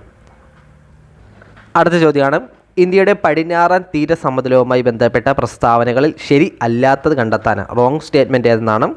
റാൻ ഓഫ് കച്ച് മുതൽ കന്യാകുമാരി വരെ. സ്റ്റേറ്റ്മെൻറ്റുകൾ ഓരോന്ന് വായിച്ചു നോക്കുക. ഏതാണ്? ഓപ്ഷൻ സി ആണ്. ഓക്കെ, ഓപ്ഷൻ സി ആണ്. 2 ഓപ്ഷൻ സി 2ഉം 4ഉമാണ് കറക്റ്റ്. ഡെൽറ്റ രൂപീകരണം കിഴക്കൻ നമ്മുടെ സമതലങ്ങളിൽ പടിഞ്ഞാറൻ സമതലം നടത്തില്ല. നമുക്ക് നോർത്താൽ നമ്മുടെ കേരള തീരത്ത് ഡെൽറ്റയ്ക്ക് രൂപീകരണം നടക്കുന്നുണ്ടോ എന്ന് ജസ്റ്റ് ഒന്ന് ഓർത്താൽ. രൂപീകരണം ഒന്നുമില്ല. അതുപോലെ കേരളത്തിൽ നിറച്ച് വേമ്പനാട്ട് കായൽ എന്നൊക്കെ പറഞ്ഞ് നമ്മൾ കേട്ടിട്ടില്ലേ? അപ്പം കായലുകൾ രൂപപ്പെടുന്നുണ്ട്. ആ ജസ്റ്റ് ഒന്ന് ഓർത്താൽ. പിന്നെ റാൻ ഓഫ് കച്ച് മുതൽ, ഗുജറാത്തിലെ റാൻ ഓഫ് കച്ച് മുതൽ കന്യാകുമാരി വരെയാണ്. താരതമ്യേന വീതി കുറവാണ് കേട്ടോ. താരതമ്യേന വീതി കുറവാണ്. കിഴക്കൻ സമതലത്തിലാണ് എന്താണ് ഡെൽറ്റ രൂപീകരണം നടക്കുന്നതും താരതമ്യേന വീതി കൂടുതലും കിഴക്കൻ സമതലത്തിലാണ്. അടുത്ത ചോദ്യമാണ്, ആൻഡമാൻ നിക്കോബാർ ദ്വീപ സമൂഹവുമായി ബന്ധപ്പെട്ട പ്രസ്താവനകൾ ശരി ആയത് കണ്ടെത്താനാണ്. ഓരോ സ്റ്റേറ്റ്മെൻറ്റുകൾ വായിച്ചു നോക്കുക. ഏതാണ്? അറബിക്കടലിലാണോ സ്ഥിതി ചെയ്യുന്നത് ആൻഡമാൻ നിക്കോബാർ? തെറ്റായ സ്റ്റേറ്റ്മെൻറ്റ് മനസ്സിലാക്കാം. ഓപ്ഷൻ എയും ഓപ്ഷൻ ഡിയും നമുക്ക് ക്യാൻസലാക്കാം. അതുപോലെ തന്നെ ഏകദേശം 200 ദ്വീപുകൾ ഉൾപ്പെടുന്നതാണ് ആൻഡമാൻ നിക്കോബാർ. അതുപോലെ നമ്മുടെ പോർട്ട് ബ്ലെയറിനെ കുറിച്ച് നമുക്കറിയാം. അപ്പോൾ ഓപ്ഷൻ ബി ആണ്. ഓക്കെ, 2ഉം 3ഉമാണ് ശരിയായിട്ടുള്ളത്. താഴെ നൽകിയിട്ടുള്ളവയിൽ ഇന്ത്യയുടെ കിഴക്കൻ തീരത്ത് സ്ഥിതി ചെയ്യുന്ന തുറമുഖങ്ങൾ കണ്ടെത്താനാണ്. ഇന്ത്യയുടെ കിഴക്കൻ തീരത്ത് ജസ്റ്റ് ഒന്ന് ഇമാജിൻ ചെയ്താൽ കിട്ടാവുന്നേ ഉള്ളൂ. ലോജിക്ക് ഉപയോഗിച്ച് ചെയ്താവുന്നേ ഉള്ളൂ. കിഴക്കൻ തീരസമുദ്രം ഏതാണ്? ഓപ്ഷൻ ഡി ആണ്. ഓക്കെ, 3 പാരദ്വീപ്, ഒഡീഷയിലെ പാരദ്വീപും അതുപോലെ വെസ്റ്റ് ബംഗാളിലെ ഹാൽഡിയ. ഓക്കെ, ഹാൽഡിയാണ്. കാണ്ടില തുറമുഖം എവിടെയാണ്? ഗുജറാത്തിലാണ്. കാണ്ടില ഗുജറാത്തിലാണ്. അടുത്ത ചോദ്യമാണ്, ഏത് നദിയുടെ പോഷക നദിയാണ് തുംഗഭദ്ര?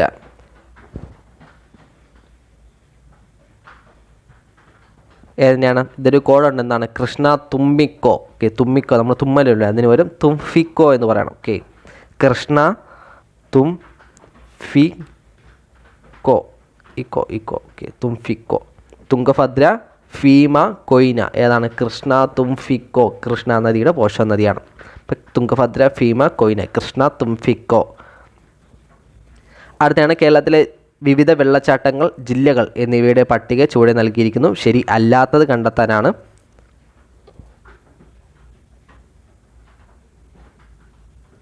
ഏതാണ് ശരിയല്ലാത്തത്? വാഴച്ചാൽ, ആതിരപ്പള്ളി, വാഴച്ചാൽ, പെരിങ്ങൽകുത്ത് ഇതെല്ലാം തൃശ്ശൂർ ജില്ലയിലാണ്. ആതിരപ്പള്ളി, വാഴച്ചാൽ, പെരിങ്ങൽകുത്ത്. അതുപോലെ തന്നെ ചീയപ്പാറ, ചിന്നക്കനാല്, തൂവാനം ഇതെല്ലാം ഇടുക്കി ജില്ലയിലാണ്. ഇടുക്കി ജില്ലയിലാണ്. അപ്പോൾ ഓപ്ഷൻ ബി ആണ് ശരിയല്ലാത്തത്. പാലരുവി കൊല്ലം, തുഷാരഗിരി കോഴിക്കോട്. തുഷാരഗിരി, വെള്ളാരിമല വെള്ളച്ചാട്ടം എവിടെ നേട്ടിനാലും കോഴിക്കോടാണ് കേട്ടോ. അരിപ്പാറ, വെള്ളാരിമല, തുഷാരഗിരി ഇതെല്ലാം കോഴിക്കോട് ജില്ലയിലാണ്. കേരളത്തിലെ നദികളെ സംബന്ധിച്ച് പ്രസ്താവനകൾ ശരി ആയത് കണ്ടെത്താനാണ്. കേരളത്തിലെ നദികളാണ്. ഏറ്റവും നീളം കൂടിയ നദി പെരിയാർ. വേമ്പനാട്ട് കായലിൽ പതിക്കുന്ന പമ്പാ നദിയുടെ പോഷക നദികളാണ് കക്കി, കല്ലാറ്. പാലക്കാട്, മലപ്പുറം, തൃശ്ശൂർ ഒഴുകുന്ന ഭാരതപ്പുഴ അറബിക്കടലിൽ പതിക്കുന്നു. ഇതിലേതാണ് ശരിയായിട്ടുള്ള സ്റ്റേറ്റ്മെൻറ്റ്? ഓപ്ഷൻ ഡി ആണ്. എല്ലാ സ്റ്റേറ്റ്മെൻറ്റിലും ശരിയാണ്. 31 ഓപ്ഷൻ ഡി ആണ്. കേരളത്തിലെ ഏറ്റവും നീളം കൂടിയത് അറിയായിരിക്കും, പെരിയാർ എന്നറിയായിരിക്കും. വേമ്പനാട്ട് കായലിൽ പതിക്കുന്ന പമ്പാ നദിയുടെ പോഷക നദികളാണ് കക്കിയും കല്ലാറും. പമ്പാ നദിയുടെ പോഷക നദികൾ കക്കി, കല്ലാറ്. പമ്പാ നദി പതിക്കുന്നത് വേമ്പനാട്ട് കായലിലാണ്.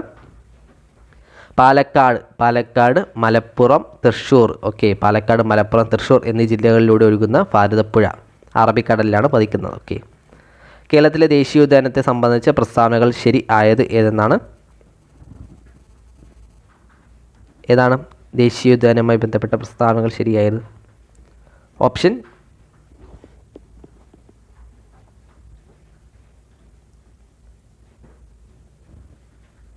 ഏതാണ്? ഓപ്ഷൻ ബി ആണ്. ലോക പൈതൃക പട്ടികയിൽ ഉൾപ്പെട്ട ദേശീയോദ്യാനമാണ് സൈലൻറ്റ് വാലി. ഏറ്റവും കൂടുതൽ ജൈവ വൈവിധ്യം ഉണ്ടെന്ന് പറയുകയും ചെയ്യുന്നു. കേരളത്തിലെ ഏറ്റവും ചെറിയ ദേശീയോദ്യാനം എന്ന് പറയുകയും ചെയ്യുന്നു. രണ്ടും മാച്ചിങ് അല്ലാത്ത സ്റ്റേറ്റ്മെൻറ്റാണ്. അപ്പോൾ അങ്ങനെ വെച്ച് വേണമെങ്കിലും തേർഡ് സ്റ്റേറ്റ്മെൻറ്റ് നമുക്ക് റോങ് ആയിട്ട് കണക്കാക്കാം. അപ്പം ഓപ്ഷൻ ബി കിട്ടും നമുക്ക്. അതേപോലെ വരയാടുകളുടെയാണ് ഇരവികുളം. അടുത്താണ് കേരളത്തിലെ ജലവൈദ്യുത പദ്ധതികളെ സംബന്ധിച്ച തെറ്റായ പ്രസ്താവന കണ്ടെത്താനാണ്. ഇടുക്കി ജലവൈദ്യുത പദ്ധതി നിർമ്മാണത്തിന് സഹായിച്ചത് കാനഡയാണ്. മലബാറിലെ ആദ്യത്തെ ജലവൈദ്യുത പദ്ധതി ശബരിഗിരി. സ്വകാര്യ മേഖലയിൽ പ്രവർത്തിക്കുന്ന ആദ്യ ജലവൈദ്യുത പദ്ധതി ഇടുക്കി ജലവൈദ്യുത പദ്ധതിയിൽ സ്ഥാപിത ഉൽപ്പാദനശേഷി. ഏതാണ് തെറ്റായ സ്റ്റേറ്റ്മെൻറ്റ്?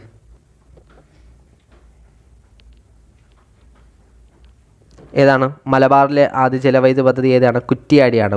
മലബാറിലെ ആദ്യത്തെ ജലവൈദ്യുത പദ്ധതി കുറ്റ്യാടിയാണ്. അതുപോലെ തന്നെ സ്വകാര്യ മേഖലയിൽ പ്രവർത്തിക്കുന്ന ആദ്യ ജലവൈദ്യുത പദ്ധതി മണിയാറാണ്. സ്വകാര്യ മേഖല. പ്രൈവറ്റിന് എന്താണ്? മണിയല്ലേ, ക്യാഷ് അല്ലേ കൂടുതൽ ആവശ്യം. അപ്പം മണിയാർ. അതേപോലെ ഇടുക്കി ജലവൈദ്യുത പദ്ധതിയുടെ സ്ഥാപിത ഉൽപ്പാദനശേഷി 780 മെഗാവാൾട്ടാണ്. 780. അപ്പോൾ ഓപ്ഷൻ ബി ആണ്. 2ഉം 4ഉമാണ് തെറ്റായിട്ടുള്ളത്. 34 കേരളത്തിലെ മലനാടുകളെ സംബന്ധിച്ച പ്രസ്താവനകൾ ശരി അല്ലാത്തത് കണ്ടെത്താനാണ്. മലനാടുകളെ സംബന്ധിച്ച പ്രസ്താവനകൾ ശരി അല്ലാത്തത്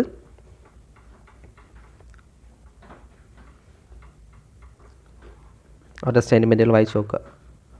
ഏതാണ്? സിമ്പിളാണ്. ലോജിക്ക് ഉപയോഗിച്ച് എഴുതാവുന്നേ ഉള്ളൂ. ഇതിൻ്റെ ഫാക്റ്റ് ഒന്നും അറിഞ്ഞില്ലെങ്കിൽ. മലനാടെന്ന് കൊടുത്തിട്ടുണ്ട്. അപ്പം കുന്നും മലയും കാണും. ഓപ്ഷൻ കുന്നും മലയും കാണും. അപ്പം രണ്ടാമത്തെ സ്റ്റേറ്റ്മെൻറ്റ് കറക്റ്റ് എന്നറിയാം. അപ്പം ഓപ്ഷൻ ബിയും ഓപ്ഷൻ ഡിയും നമുക്ക് ക്യാൻസലാക്കാം. അതുപോലെ തന്നെ മലനാടിൽ നിന്നല്ലേ നദികൾ ഉത്ഭവിക്കുന്നത്. അപ്പം ഓപ്ഷൻ സി നമുക്ക് ശരിയെന്ന് കണക്കാക്കാം. ഓപ്ഷൻ എ ആണ്. അതേപോലെ മലനാടിൻ്റെ ഭൂരിഭാഗം വനങ്ങളാണ്. ഓപ്ഷൻ എ ആണ്. അതുപോലെ തന്നെ സമുദ്രനിരപ്പിൽ നിന്നും 7.5 മീറ്റർ ടു 75 മീറ്റർ ഉയരം വരെ ഉള്ളതിനെ നമ്മൾ ഇടനാടെന്നാണ് പറയുന്നത്. ഇടനാട്. കേരളത്തിലെ അത്ലറ്റുകളിൽ ഉൾപ്പെടുന്നവർ ആരെല്ലാം എന്നാണ്? അത്ലറ്റിക്സ് ഏതാണ്? ഓപ്ഷൻ സി ആണ്. 1, 2, 4 ആണ്. KT ഇർഫാൻ ഉണ്ടെന്നറിയാം. അതുപോലെ സിനി ജോസ്, അഞ്ജു ബോബി ജോർജ്. ജിമ്മി ജോർജ് ഗെയിംസിലൊക്കെയാണ് പറഞ്ഞത് കേട്ടോ. ജിമ്മി ജോർജ്. അടുത്ത ചോദ്യമാണ് കേരളത്തിലെ മത്സ്യബന്ധന മേഖലയുമായി യോജിക്കാത്ത സ്റ്റേറ്റ്മെൻറ്റുകൾ കണ്ടെത്താനാണ്. മത്സ്യഫെഡ് സ്ഥാപിതമായ വർഷം, മത്സ്യഫെഡിൻ്റെ ആസ്ഥാനം, ഔദ്യോഗിക മത്സ്യം.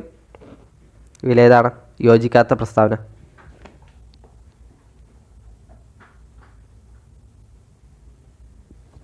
ഏതാണ്? ഓപ്ഷൻ ഡി ആണ്.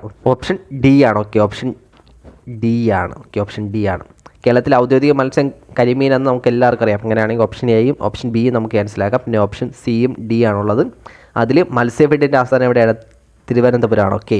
അതുപോലെ തന്നെ മത്സ്യഫെഡ് സ്ഥാപിതമായത് 1984 മത്സ്യബന്ധന മേഖലയുടെ സമഗ്ര വികസനം ലക്ഷ്യമിട്ട് കേന്ദ്ര സർക്കാർ പ്രഖ്യാപിച്ച പദ്ധതിയാണ് പ്രധാനമന്ത്രി മത്സ്യ സമ്പദ് യോജന. ഓക്കെ, പ്രധാനമന്ത്രി മത്സ്യ സമ്പദ് യോജന.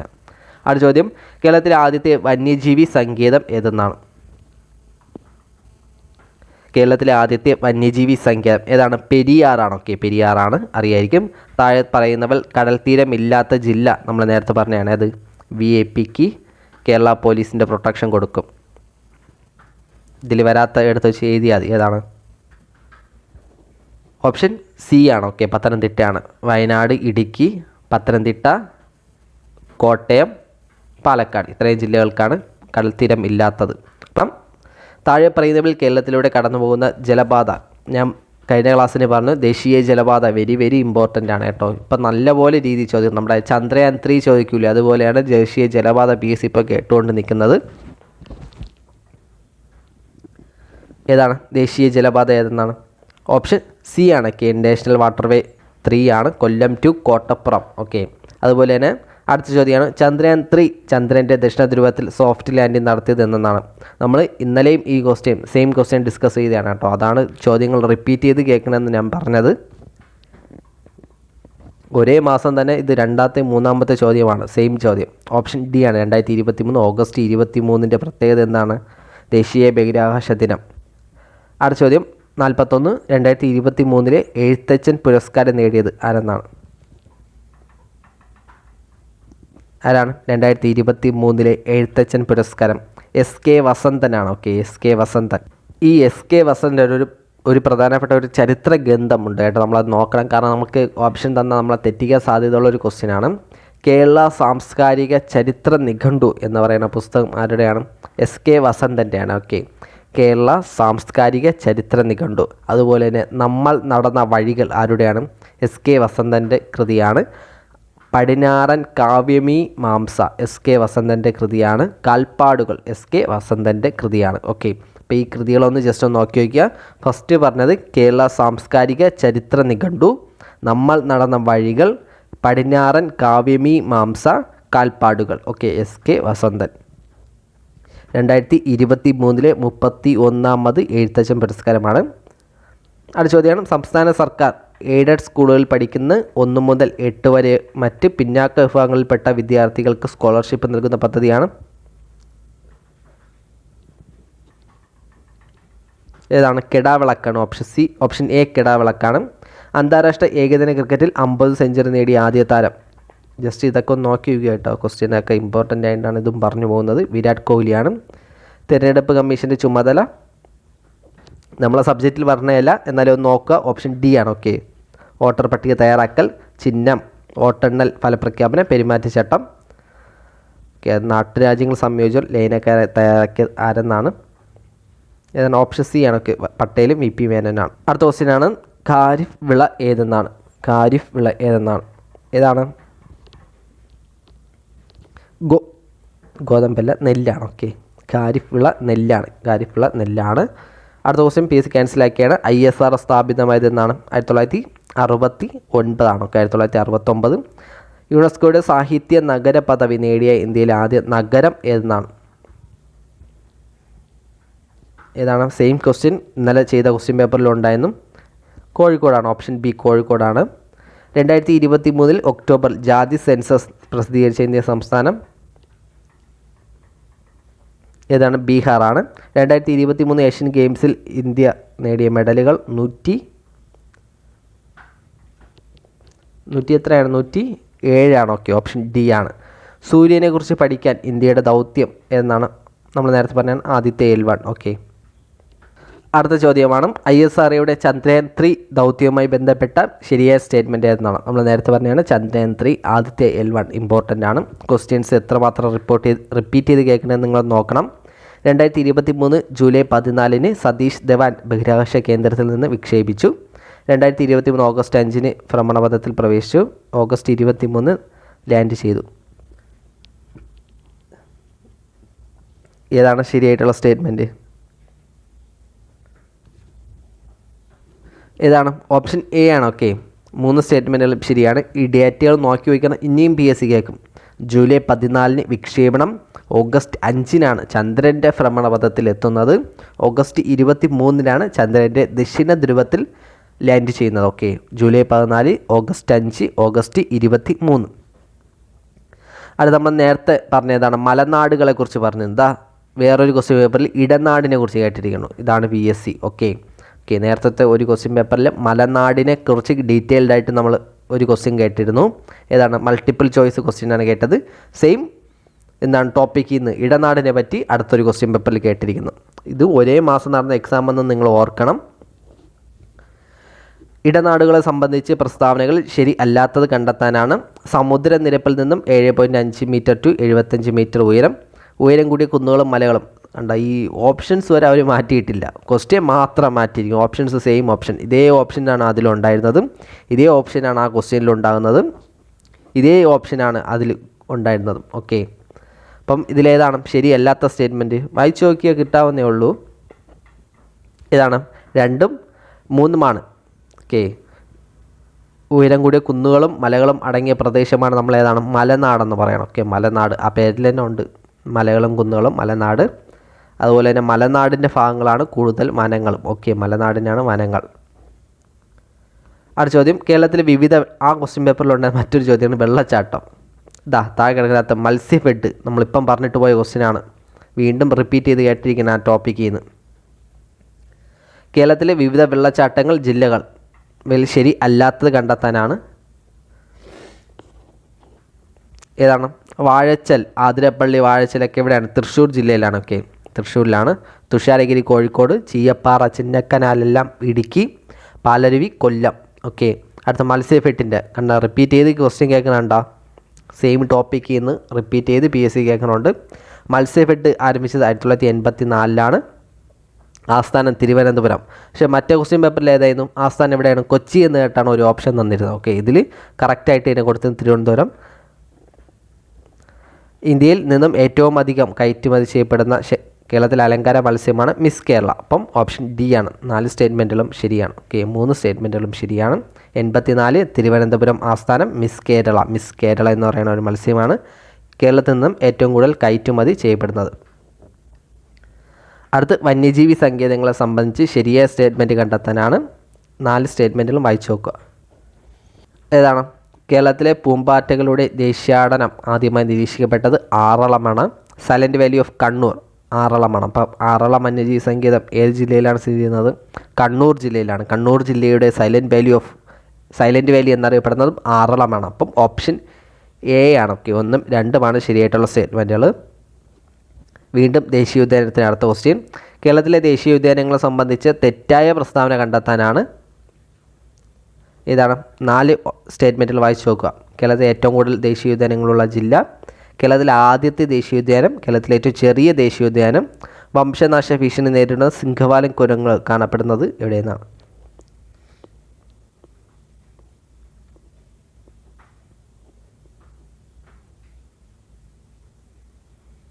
ഏതാണ്? ഓപ്ഷൻ 29, ഓപ്ഷൻ C ആണ്. ഓക്കെ, 2ഉം 4ഉമാണ്. കേരളത്തിലെ ഏറ്റവും കൂടുതൽ ദേശീയോദ്യാനങ്ങളുള്ളത് ഇടുക്കി ജില്ലയിലാണ്. കേരളത്തിലെ ആദ്യത്തെ ദേശീയോദ്യാനം ഇരവികുളമാണ്. കേരളത്തിലെ ഏറ്റവും ചെറിയ ദേശീയോദ്യാനം പാമ്പാടൻ ചോലയാണ്. വംശനാശ ഭീഷണി നേരിടുന്ന സിംഹവാലൻ കുരങ്ങുകൾ കാണപ്പെടുന്ന ദേശീയോദ്യാനം സൈലൻറ്റ് വാലിയിലാണ്. ഓക്കെ, സൈലൻറ്റ് വാലിയിലാണ്. അടുത്ത് കിഴക്കോട്ടൊഴുകുന്ന നദികളുടെ ശരിയായ ജോഡി കണ്ടെത്താനാണ്. കബനി, ഭവാനി, പാമ്പ. അപ്പോൾ ഏതാണ് കറക്റ്റായിട്ടുള്ളത്? ഇതിൽ ഭവാനി ഇല്ല. ഓപ്ഷൻ A ആണ്. 1ഉം 2ഉമാണ്. ഓക്കെ, 30 ഓപ്ഷൻ A ആണ്. അടുത്ത ചോദ്യമാണ് 31. നമ്മുടെ ടോപ്പിക്കല്ല, ജസ്റ്റ് ഒന്ന് ആൻസർ പറഞ്ഞു പോകാം. വികേന്ദ്രീകൃത ആസൂത്രണ സംവിധാനത്തിൽ ബ്ലോക്ക് പഞ്ചായത്തുകളുടെ ധർമ്മം ചുവടെ പറയുന്ന ഏതെന്നാണ്? ഓപ്ഷൻ D ആണ്. ഓക്കെ, പദ്ധതികൾ വിലയിരുത്തി മുൻഗണനാ ക്രമത്തിൽ ജില്ലാ തലത്തിൽ സമർപ്പിക്കുന്നു. നമ്മളെ ടോപ്പിക്കല്ല, എന്നാലും ഉത്തരവൊന്ന് പറഞ്ഞു പോയതാണ്. കേരളത്തിലെ ഏറ്റവും വലിയ ശുദ്ധജല തടാകം ഏതാണ്? കേരളത്തിലെ ഏറ്റവും വലിയ ശുദ്ധജല തടാകം സെയിം ക്വസ്റ്റ്യൻ കേട്ടിട്ടുണ്ട്, ശാസ്താംകോട്ട. ഇത് കേരളത്തിൽ കടൽ തീരമില്ലാത്ത ജില്ല കുറച്ച് മുമ്പേ പറഞ്ഞേ ഉള്ളൂ ക്വസ്റ്റ്യൻ. ഏതാണ്? ഓപ്ഷൻ C ആണ്, കോട്ടയമാണ്. കക്കാട് ജലവൈദ്യുത പദ്ധതി ഏത് ജില്ലയിലാണ്? കക്കാട് പത്തനംതിട്ട. ഓക്കെ, കക്കാട് പത്തനംതിട്ടയാണ്. ഇന്ത്യയുടെ കിഴക്കൻ തീരസമതലവുമായി ബന്ധപ്പെട്ട പ്രസ്താവനകൾ ശരിയല്ലാത്തത്. നിങ്ങൾ ശ്രദ്ധിക്കണം. ഇന്നലത്തെ വീഡിയോയിൽ സെയിം ടോപ്പിക്കിൽ നിന്ന് ക്വസ്റ്റ്യൻസ് നമ്മൾ ഒരുപാട് കേട്ടിരുന്നു. റിപ്പീറ്റ് ചെയ്ത് ആ വീഡിയോ കണ്ടിട്ടില്ലെങ്കിൽ ജസ്റ്റ് ഒന്ന് കണ്ടുപോകുക. അപ്പം നിങ്ങൾക്ക് മനസ്സിലാവും എന്തുമാത്രം ടോപ്പിക്കാണ് PSC റിപ്പീറ്റ് ചെയ്ത് ചോദിക്കണതെന്ന്. അപ്പം അത്രയ്ക്കും റിലേറ്റ് ചെയ്ത ആ സെയിം ടോപ്പിക്കിൽ നിന്നൊക്കെ PSC ക്വസ്റ്റ്യൻസൊക്കെ കേൾക്കുന്നുണ്ട്. അപ്പം നിങ്ങൾ ആ ട്രെൻഡിനനുസരിച്ച് പോവുക. കിഴക്കൻ തീരസമതലവുമായി ബന്ധപ്പെട്ട പ്രസ്താവനകൾ ശരി അല്ലാത്തത് കണ്ടെത്താനാണ്. ഏതാണ്? ഓപ്ഷൻ ഡി ആണ്. ഓക്കെ, കിഴക്കെന്ന് പറയുമ്പോൾ താരതമ്യേന വീതി കൂടുതലാണ്. ഓക്കെ, ബംഗാൾ ഉൾക്കടലിനും പൂർവ്വഘട്ടത്തിനും ഇടയിൽ താരതമ്യേന വീതി കൂടുതൽ, കായലും അഴിമുഖങ്ങളും കാണപ്പെടുന്നില്ല. ഓക്കെ, കാണപ്പെടുന്നില്ല. പടിഞ്ഞാറൻ തീരസമതലത്തിലാണ് കായലുകളും അഴിമുഖങ്ങളും കാണപ്പെടുന്നത്. ഡെൽറ്റ രൂപീകരണം നടക്കുന്നുണ്ട്. ഓക്കെ, ഓപ്ഷൻ ഡി ആണ്. അടുത്ത് ഹിമാലയം നദികളുമായി ബന്ധപ്പെട്ട പ്രസ്താവനകൾ ശരി അല്ലാത്തത് കണ്ടെത്താനാണ്.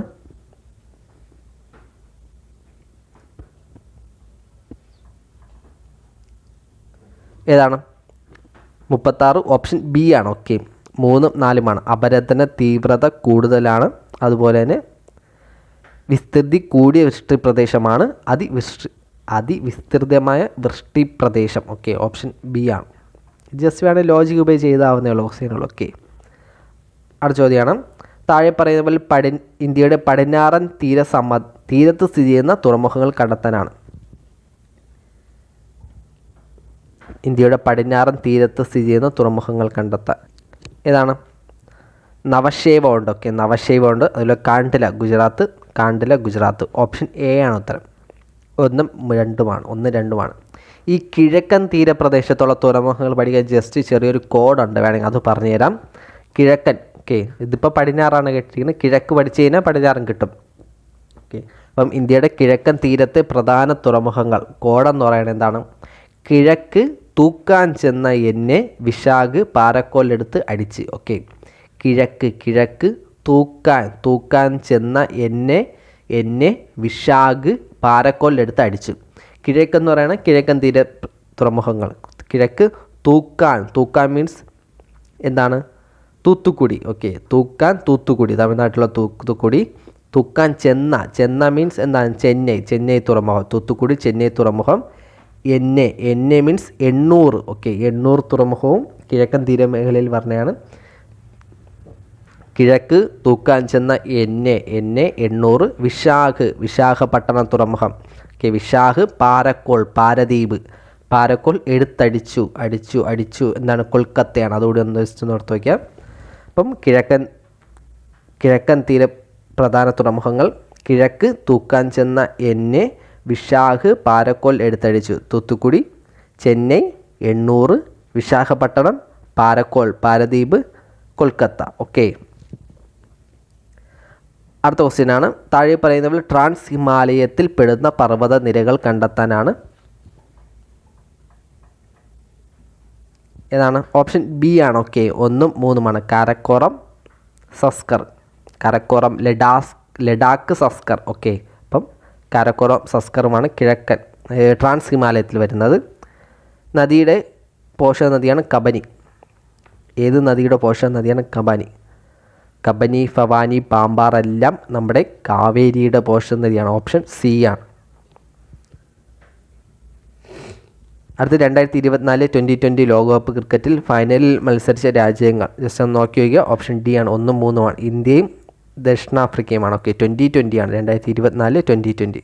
അടുത്ത് ഓൺലൈനായിട്ട് നടന്ന ഒരു എക്സാമിൻ്റെയാണ്. പക്ഷേ ഈ ക്വസ്റ്റ്യൻ പേർ നോക്കണം. നമ്മൾ വായിച്ച് വിട്ട ടോപ്പിക്കിലുള്ള ക്വസ്റ്റ്യനാണ് കേട്ടോ. സൈലൻറ്റ് വാലി ഓൺലൈനായിട്ട് നടന്ന ഒരു എക്സാമാണ്. ക്വസ്റ്റ്യൻ വായിച്ച് നോക്കുക. സൈലൻറ്റ് വാലി ദേശീയോദ്യാനവുമായി ബന്ധപ്പെട്ട 4 സ്റ്റേറ്റ്മെൻറ്റുകൾ തരുന്നു. ഇവയിൽ ശരിയായ സ്റ്റേറ്റ്മെൻറ്റ് കണ്ടെത്താനാണ്. 4 സ്റ്റേറ്റ്മെൻറ്റിലും വായിച്ച് നോക്കുക നിങ്ങളൊന്ന് ജസ്റ്റ്. ഏതാണ്?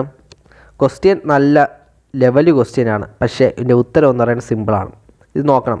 ഉത്തരം ഏതാണ്? ഇടുക്കി ജില്ലയിൽ ഏതാണ്? ഇവിടെ നിങ്ങൾ ശ്രദ്ധിച്ചാൽ ഫസ്റ്റ് സ്റ്റേറ്റ്മെൻറ്റ് ശ്രദ്ധിച്ചാൽ മതി. ഏതാണ്? ഇടുക്കി ജില്ലയിലാണോ സൈലൻറ്റ് വാലി? ഇത്രയും വലിയ ക്വസ്റ്റ്യൻസ് കൊടുത്തിട്ട് ഇതിൻ്റെ ഉത്തരം നോക്കണം. സൈലൻറ്റ് വാലി സ്ഥിതി ചെയ്യുന്ന ജില്ല ഏതാണ്? പാലക്കാട് ജില്ലയിലാണ്. ഓക്കെ, അപ്പോൾ പാലക്കാട് ജില്ലയിലെ അപ്പം ആ ഒരു ജില്ല മാത്രമാണ് PSC മാറ്റി കൊടുത്തിരിക്കുന്നത്. അതൊന്ന് പിടിച്ചിരുന്ന് നമുക്ക് ഇതിന് ഉത്തരം എഴുതാൻ. ഉത്തരം ഓപ്ഷൻ എ ആണ് കേട്ടോ. ഒന്നാമത്തെ പ്രസ്താവന മാത്രമാണ് തെറ്റ്. ഓപ്ഷൻ എ ആണ്. ഓക്കെ, ഓപ്ഷൻ എ ആണ്. ഒന്നാമത്തെ സ്റ്റേറ്റ്മെൻറ്റാണ് തെറ്റ്. ബാക്കി സ്റ്റേറ്റ്മെൻറ്റുകളും ജസ്റ്റ് ഒന്ന് വായിച്ച് നോക്കുക. നല്ല ക്വസ്റ്റ്യൻ ആയിരുന്നു, നല്ലൊരു ക്വസ്റ്റ്യൻ ആയിരുന്നു. ഏതോ ഒരു ഓൺലൈൻ എക്സാമിന് നടത്തിയ ക്വസ്റ്റ്യനാണ്. അടുത്ത ക്വസ്റ്റ്യൻ നോക്കാം. താഴെ പറയുന്നതിൽ ക്യുമുലസ് മേഘങ്ങളുടെ പ്രത്യേകതകൾ കണ്ടെത്തുക എന്നാണ്. ഏതാണ് ക്യുമുലസ് മേഘങ്ങളുടെ പ്രത്യേകത? ഇത് നോക്കണ്ട കേട്ടോ, PSC ക്യാൻസലായ ക്വസ്റ്റ്യനാണ്. ഇന്ത്യയിലെ ഏറ്റവും ദൈർഘ്യമേറിയ പാലം ഏതെന്നാണ്? ഇന്ത്യയിലെ ഏറ്റവും ദൈർഘ്യമേറിയ പാലം ഏതാണ്? ഭൂപൻ ഹസാരിക പാലമാണ്. ചുഴലിക്കാറ്റിന് പേര് നൽകിയ രാജ്യങ്ങളും ശരിയായ ജോഡി കണ്ടെത്താണ്. ചുഴലിക്കാറ്റ് ശരിയായ ജോഡി ഏതാണ്? ഓപ്ഷൻ ബി ആണ്. ഓക്കെ, രശ്മിമാല ശ്രീലങ്കയാണ് പേര് നൽകിയത്. ഓക്കെ, രശ്മിമാല ശ്രീലങ്കയാണ് പേര് നൽകിയത്. ഇന്ത്യയിലെ ആദ്യമായി യുനെസ്കോയുടെ സാഹിത്യ നഗര പദവി മൂന്നാമത്തെ തവണയാണ് നമ്മൾ എടുത്തപ്പം കേട്ടത് കോഴിക്കോടാണ്. ഓക്കെ, 6 കോഴിക്കോടാണ് ഉത്തരം. അതേപോലെ 7ാമത്തെ ഭൂസ്ഥിര ഉപഗ്രഹങ്ങളുടെ പ്രത്യേകത കണ്ടെത്താനാണ്.